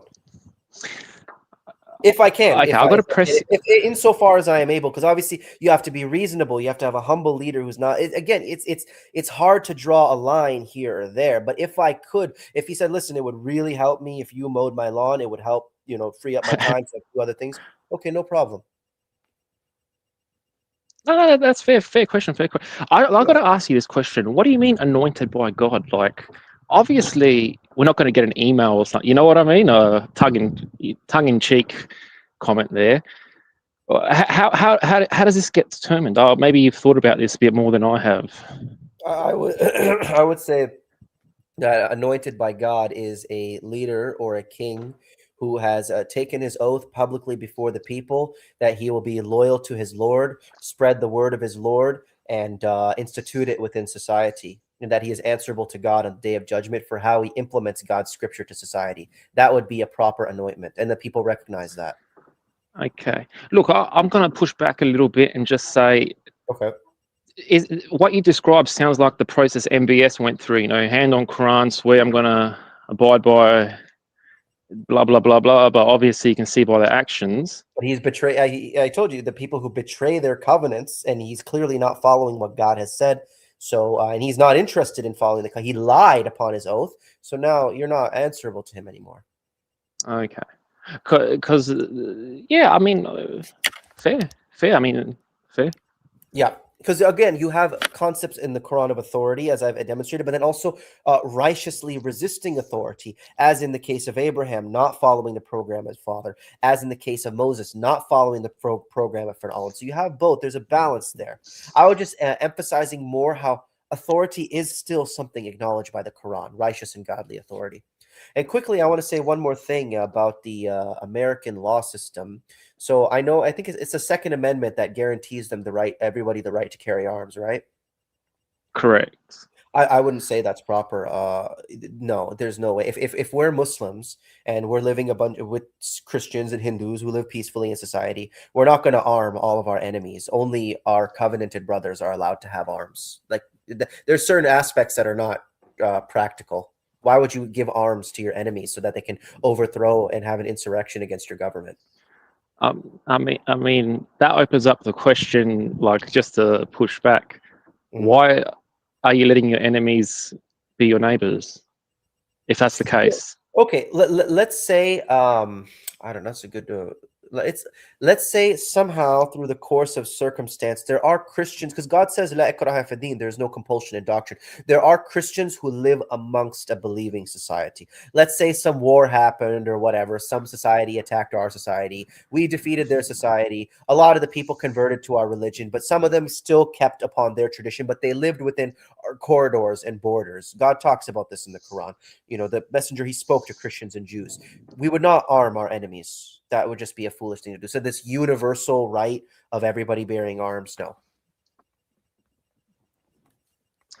I hear what you're saying. I guess the key word that in this conversation that's sticking out to me is still the term enemies.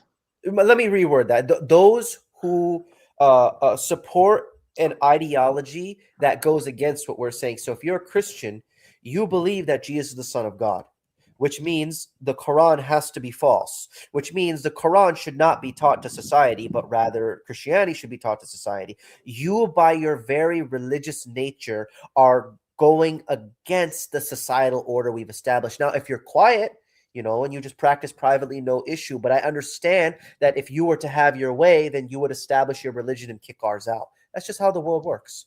So we're not going to arm you so that you feel tempted to do some insurrection. Cool. Sure. I think you know what? Yeah, sure. I mean, the image, if anyone's seen it, is the what is it? Starship Troopers movie. I'm not sure if anyone's watched that, where they have the difference between citizens and civilians. Citizens are those that served in the military, and if you've never served, citizens have very much less rights. You're allowed to live amongst them, but that's about it. Yeah, live amongst them, live peaceably. But again, so everybody has the right to practice whatever religion they want, but not all religions will get equal privilege and enfranchisement. So one religion will be funded and promoted and have the public education institutions, and the members of that religion will be armed, et cetera, et cetera. But then Sure. also we have a fear of God. So just because we're armed doesn't mean we're going to oppress the other person. But this the Quran already talks about, having a Correct. fear of Correct. God. Just to shift gears real quick, I don't want to drag on too much time. Yeah, no problem, man. Where does, in your opinion, the needle for deviancy, like how much tolerance do you give the leader? Is it, to use the term, mutashabihat opinions, Mm-hmm. or is it, you know what I'm saying? Like how much tolerance? I'm not sure if you've thought about that or if my question makes sense. I think I get what you're saying. Like, how much before you switch over from the point of honoring your leader to now an active rebellion against them and not acknowledging the legitimacy of their authority? Sure. Maybe not to that's like the upmost 10th degree, but yeah, just in maybe even verbal or political pushback. This, you know what I mean? Not call to arms. Just but severe non-military resistance, if that makes sense. That's a tough one, man. I haven't thought about that because every situation is so different because it's such a vague and broad thing. Like how much you would have to see an individual, their personality, how they're running things, how things are going, and then from there decide how much rebellion or resistance you'd want towards them. But a general rule of thumb I could put is that if they consistently show themselves having no problem betraying the covenants of God, then it's donezo. Yeah, and then the flip side happens if you're the leader getting that pushback and resistance. How much clamp down do you do? But then the Is question is, you got to ask, why are you getting that resistance? Are you getting that from people who are genuinely being unjust, like just an insurrection that is happening from these rebels? Then, if that's the case, you put them down. But if the rebellion is happening for just means because of your improper mishandling of society, and again, your betraying of the covenants of God, you have to be humble and answerable to your Lord for that and accept it. So it all depends on the case. sure. There's so No, many fair. there's so many factors that could go into the success or the breaking down of a society. That's true. That's true. And it what's it called? The whole the structure goes upside down. Noblesse oblige. With great power comes great responsibility. So if you're failing on your responsibilities, then the whole pyramidal structure starts to fall apart. Just as again, I said, a father gambling away the family's life savings and stuff like that. You can't expect it to work. Every piece has to be in place in order for that structure to work. But a pyramidal structure with a godly authority is the best structure, absolutely, than free libertarianism. Agreed. Now, all good, brother Waleed. It's been a pleasure. I'm gonna sign off now. Yeah, peace, my brother. Peace be upon you. Thank you for coming on. Have a good night. You too. All right, let's get a heavy hitter in here, brother Kevin. Peace be upon you, bro. Brother, how you doing? Can you hear me? All praise be to God. I'm doing good. How are you? I can hear you. You're a little quiet. If you could raise your volume. Is that better? Hello? Yeah, a little louder. Is that better? Yeah, just speak a little closer to the mic and you're good. Yep. So I agreed with everything you said, but I wanted to bring up some supporting verses for what you're saying. Absolutely. The floor is yours, bro. Okay, so if you go to, can you pull up 9:31? Absolutely.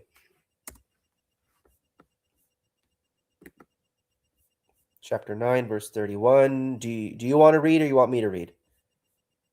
You can read it. All right, I'll take it.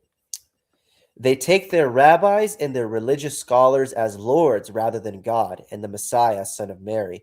And they were not commanded except to serve one God. There is no God except he. Glory be to him above that to which they ascribe a partnership. Yeah, so if you know this verse, this is a verse that the Christians like to bring up that they claim the Quran is saying that Jesus is also God, because it says they have taken their rabbis and their monks as lords from instead of Allah and the Messiah, right? Ooh, So I they see how think, they're getting a little flaky and manipulative of that verse. right. So the term lords just means someone like a master or something you follow. It's not like a completely divine title. Like Allah is the Lord of the Alamin, right? But you Lord of can the have, worlds. Not the yeah, only well, Lord, but there's only one Lord of the worlds. correct. Yeah. So even if you check that verse, it says, and not they were commanded except that they worship one God, right? So Yeah. even, and there is no God except him. So you can see the term Lord is not exclusive to God. You Lord is a master, someone you follow. So in this case, they were following their rabbis and their monks as masters instead of Allah and the Messiah, son of Maryam, the messenger, right? Yeah. So there's this concept. And then if you go also to 364. 364. Quickly, I want to say about that isn't the word Lord used regarding Joseph in the prison? You will be Yeah, pouring wine Rab. forth for your Lord. Yeah, Rab. Yeah. What's the other verse you want me to check out? Chapter 3, verse 64. 364.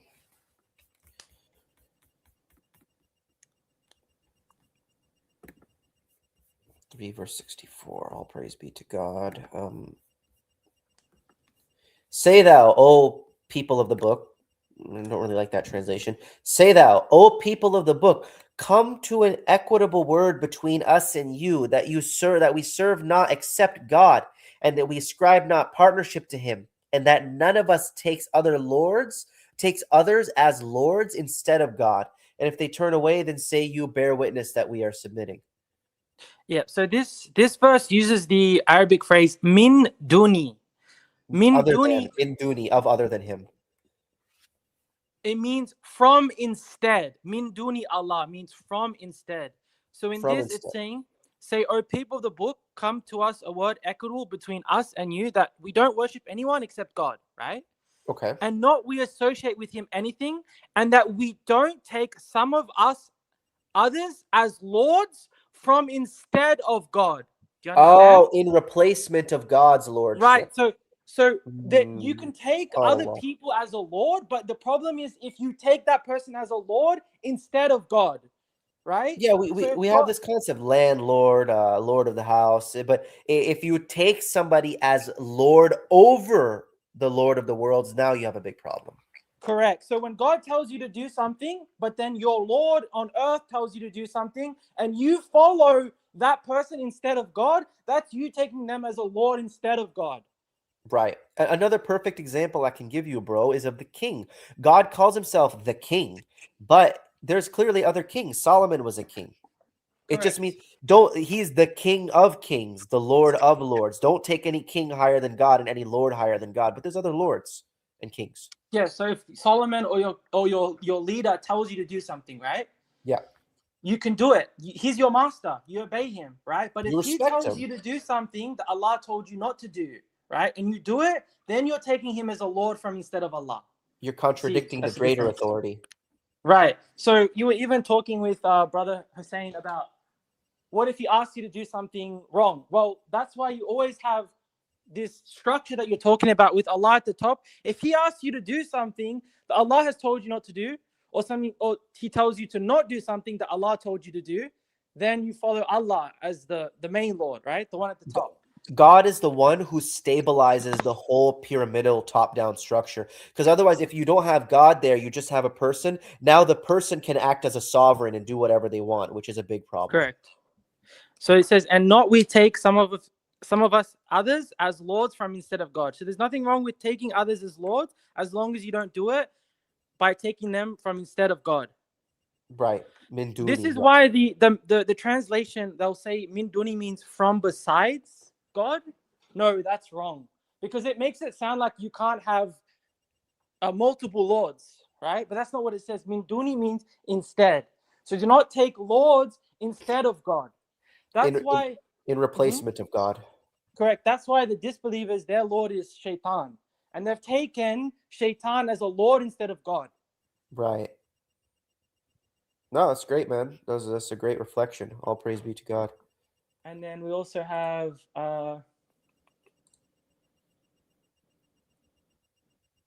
43:32. 43:32.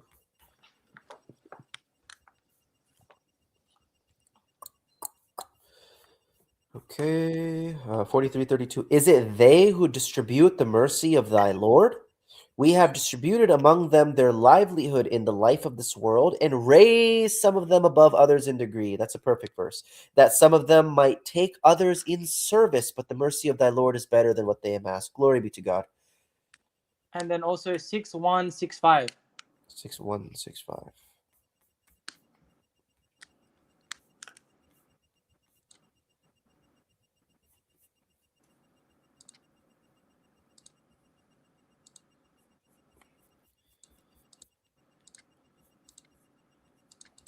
And he it is that made you the successors of the earth and raised some of you above others in degree, that he might try you by what he has given you. Thy Lord is swift in retribution. He is forgiving and merciful. So yeah, you see, when God has raised some above others in degree, me as a father, a king, a Quran alone king, let's say, these authorities and provisions that God has given them, it's also it's a test as well to see if you will bear it out with responsibility.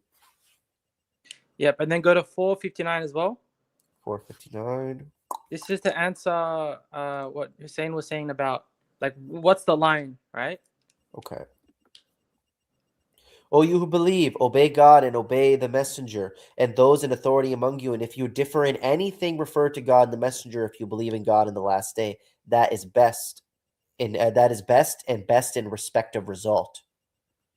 Yeah. So he's saying, like, if you're, what's the line? So if your leader tells you to do something and you disagree, you just refer to the book, to Allah and His messenger. If the messenger's alive, you ask the messenger. If the messenger isn't alive, then you go to the Quran. And Right. this is going to reference the Quran as well. Yeah. So you're reinstantiating my point. You obey them insofar as they command you to do things that are not contradictory to the higher authority above you. Correct. All So praise that be. you don't make the mistake of taking an other as a Lord from instead of Allah. Yep. You got any more verses? It's a kind of separate point, but you talked about how, like, how bad things happen, and then we question God, right? Yeah. So God Himself tells us that if you go to 42:30. 42:30. So, like, what if a flood happens and all these people die and like a child dies, right? Yeah. And what befalls you of calamity, it is for what your hands have earned, but he pardons much. So if you think about it, someone might say, like, let's say a flood happens, right? And then Yep. we could say, okay, that calamity happened because of what their hands put forth. They were evil doing and all this stuff, right? Someone could say, but what did the child do? Right? The child is innocent, of course. Right. But if you read the verse in 42:30, it's when it says your hands, it's in plural. So it's talking about, like, the collective. And that's supported as well in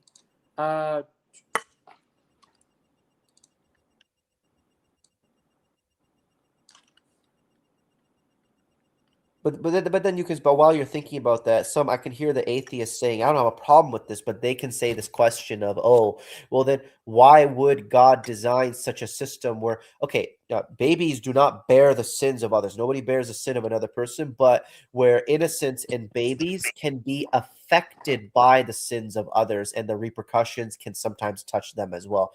And it's simply, God does what he wills, and God knows what everybody does, what everybody earns, and he is just. yeah, we'll It's that go to simple. 1044. I'll show you something. 1044.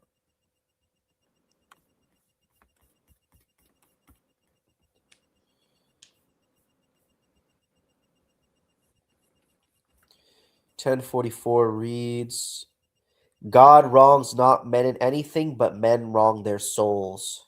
Yep. I don't think I like it. It says, indeed, Allah does not wrong the people anything, but the people wrong themselves. So an example could be, like, let's say, oh, how come you have children starving in Africa, right?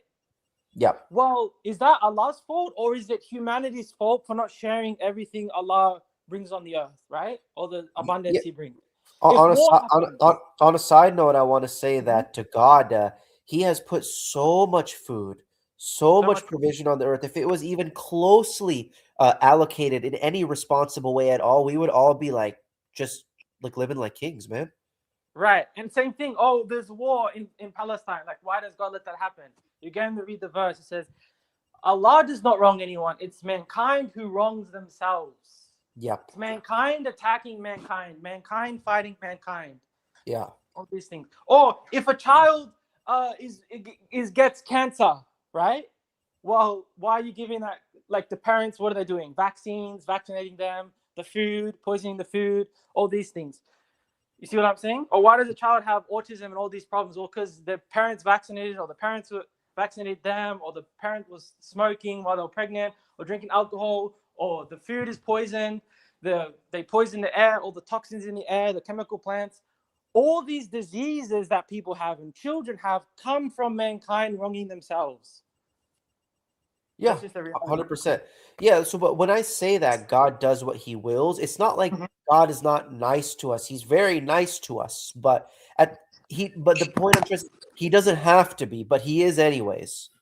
He does give us plenty of chances, and people don't realize how much they do that brings the problems in Yeah, their well, life. if you go back to 4230, Yep. Let me bring it back up.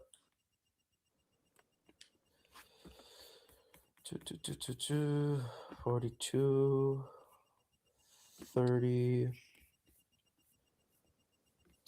And what befalls you of calamity, it is for what your hands have earned, but he pardons much. look at the last part. He pardons much, right? Yeah. Which means like what humanity is doing compared to the calamity Allah puts on us, like a flood or an earthquake, like that's even assuming these things weren't man-made in some way, right? They have some people say they have technology, but let's put that aside. What that is way less than what we're doing. So Allah is pardoning so much. Right. Yeah, I Think fully about agree with all you, the man. think about all the corruption on the earth, right? Yep. And He's still providing abundance and provision and letting them enjoy. Yep. And you know what I find interesting, just to mention that these people, these atheists, so they will use this to justify their kufr and their disbelief. So they'll say, "Oh, well, the reason I don't believe in God is because of starving kids in Africa and starving families, and where is God then?" And blah blah blah blah blah. But hold on a second, bro.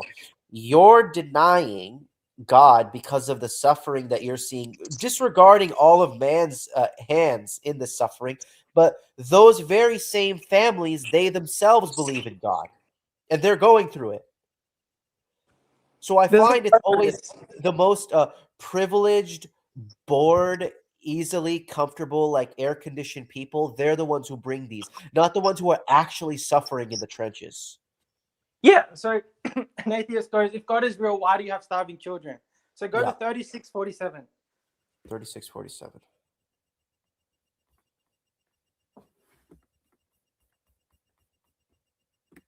Brother Sam, he asked a very good question. He said, they're asking the question, why do those people not have enough? But they never asked the question, why do I have abundance?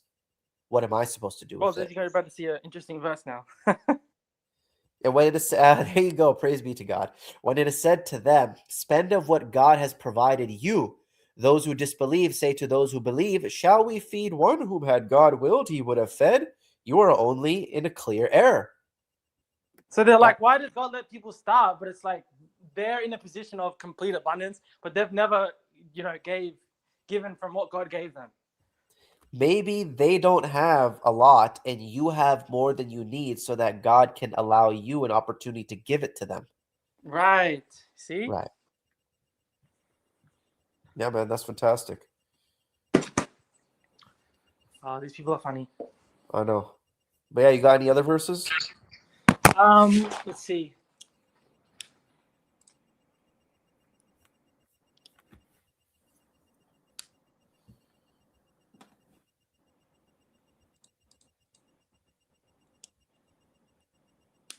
I think that's all for now. Let me see if anyone said anything.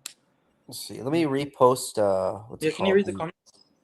I'll check it out. Let me repost the link to the discussion in case anybody else wants to come in. Okay. I think abundance to Australia, peace be upon you. Salam, sister. Oh, I think it's just like a separate conversation going on there. But yeah, if nobody comes in, let's say in the next 2 minutes, then I'll call it a night for tonight in the name of our Lord.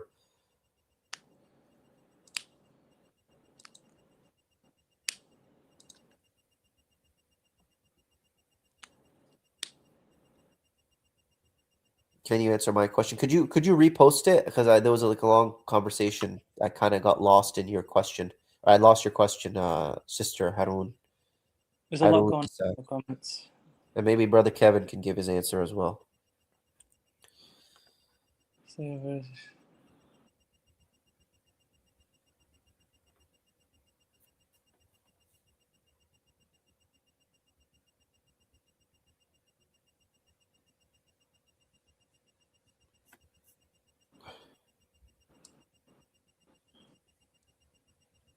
Oh, sorry. If someone is the leader, so this is the question. Maybe you can deliberate on this too. If someone is the leader, how did they become the leader, and who is the successor? How do you determine the successor? So that's a good question, right? So in the current state of things, there's no real quote unquote communities that are separate from a higher ruling body, right? For example, like I live in Australia, there's no Quran alone near me, but even if I had 20 Quran alone people around me, we're still living in a Western society, right? Yeah. So what you'd need to do is you'd need to form a community, let's say that is separate, where you can get outside of another ruling body and have your own laws, and from there people could agree on a leader and just go from there. That's how I agree with you on what you said. So that is one instance in where democracy may not be a bad idea. So when you're starting from the ashes, a top-down pyramidal Quran alone structure, and you're not operating on any basis, then you might need to have people vote in your first, and then it can pass on as a lineage from son to grandson and so on and so forth. And it may not be a bad idea because, so think about it this way. If we like got together and we formed a Quran alone group, all of us are we're not like the common people. We're generally highly intelligent. We've sacrificed a lot. We've moved away from our families to start a new life somewhere. We're very, very committed and dedicated to our cause. I think those people getting together and voting may not be as bad of an outcome as people who are living just in a comfortable and easy society. They've inherited it. Do you know what I mean? The quality of their vote might be better. It might also be the one who has the most power and wealth, right? Because that too. It's one person who has the power and wealth, buy land somewhere, separated from everything else, establish, get everything that's needed, right? But if it's, let's say someone's saying, oh, I have the power and wealth and I'm setting this community up, but then they're not following God's law, you wouldn't even join. It's more like it's a few people who want to create a community that are the leaders, and they invite everyone else. And you can choose to come and join if you agree with what's up, right? That's the way I kind of see it. Yeah, no, I get what you're saying. It's it's a tough one. It's a tough one. Trying to build, like, if you're just like leaving this system and you're starting from scratch, you don't have civilization. Trying to build civilization from scratch is very difficult. But I think the people who would leave their society to start a Quran civilization, I'm not talking about people who are born 4 generations down the road. They're enjoying the comfort and the sacrifice that was set up from their previous ancestors. But the initiators, the pioneers, I think their vote might be more qualitative than people who are born in an easy time, if you get what I'm saying. I also wouldn't necessarily say 100% like lineage-based leadership. I mean, I don't have a problem with that, in the sense that, like, if the lineage is coming from like good and strong wealth and power that is aiding the nation, then fine. But when we're talking about starting a community, usually the founding fathers, they're the leaders, right? The ones that put the money together, the ones that the pioneers started. the initiative, and then they invited other people to join. But everybody knows who has the most skin in the game, who's put the most time, the most money, the Right. most sacrifice, the most experience. Everybody just knows this. By merit, certain individuals will rise up to the top. Correct. Yeah. So we're just in a very difficult position nowadays because everyone's living within another system, right? Right. It's not a totally sovereign structure. It's still underneath the matrix.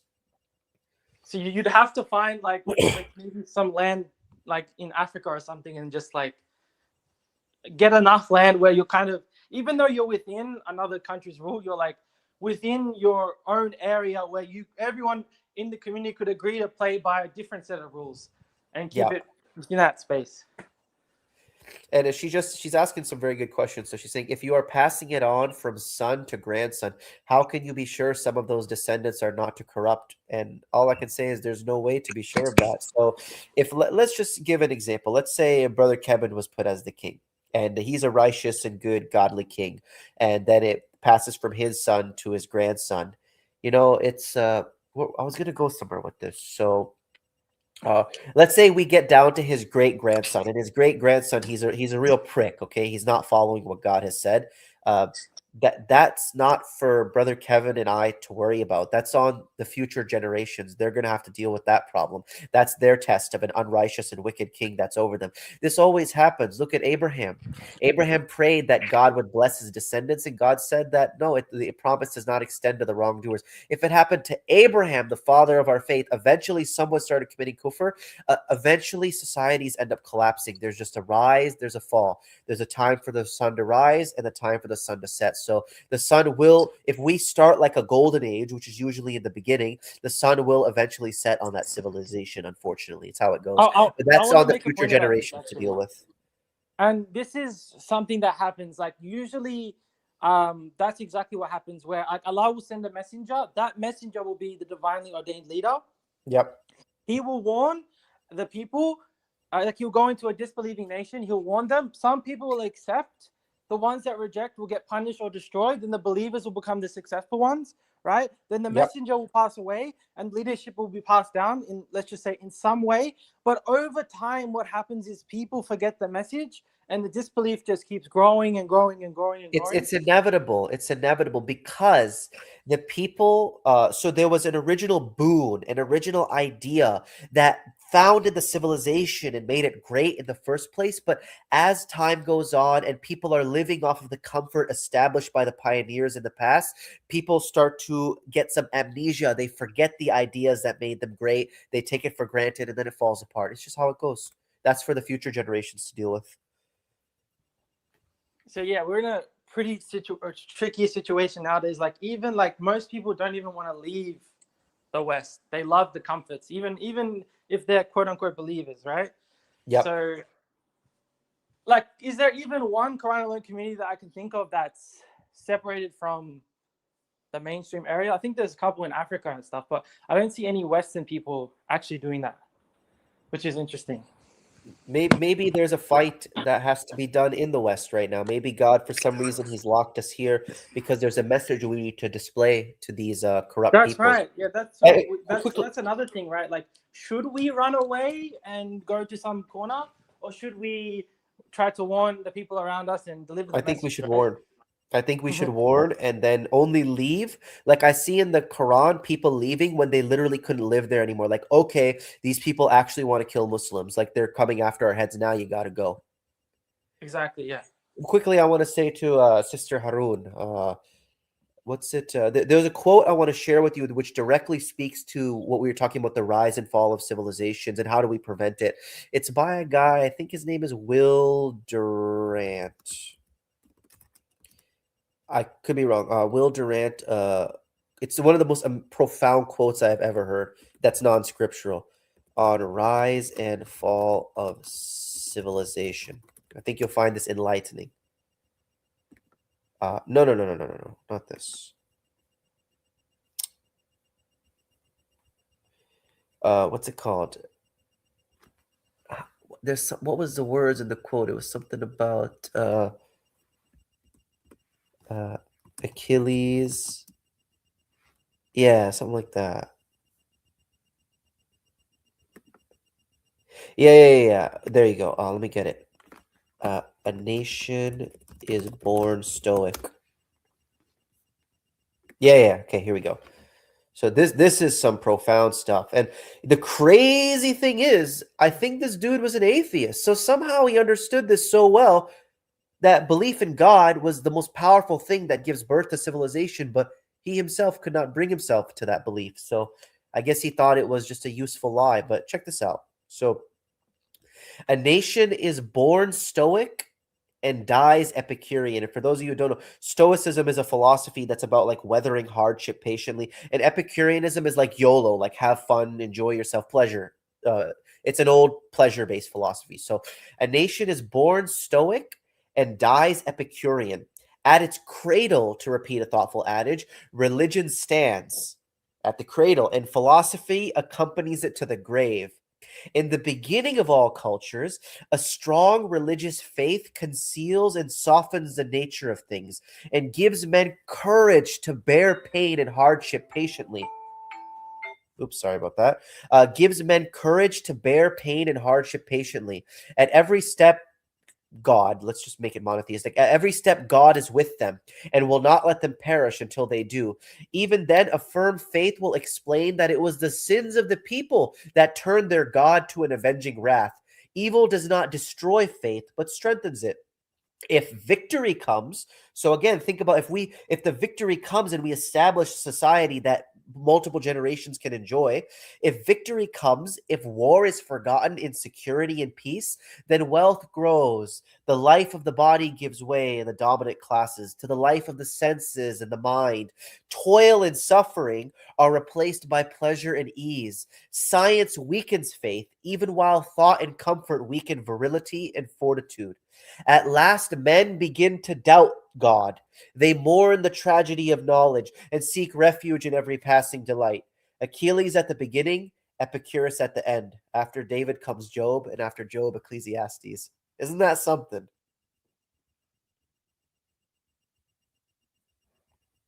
Sorry, I think I got to put you back on the stage, brother. Oops, there you go. Oop.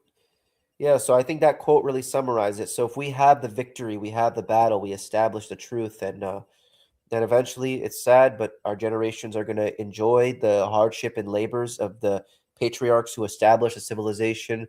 Then eventually the life of the body and the senses and passing delights will come, and they'll forget what made the civilization great, and it's going to collapse, and the judgment of God will be passed upon the people, just as the sun has to set after it rises. Oh, the phone died. Coming from an atheist is crazy, isn't it? Yeah, bro. Let me repost in case you want to say something about that quote. Let me repost it back in the chat, the link.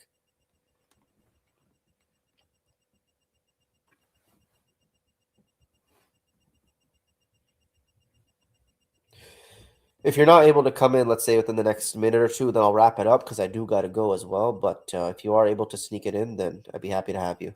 Yeah, no problem. I just call you Sister Harun. I don't know your actual name, but yeah, no problem. Peace be upon you.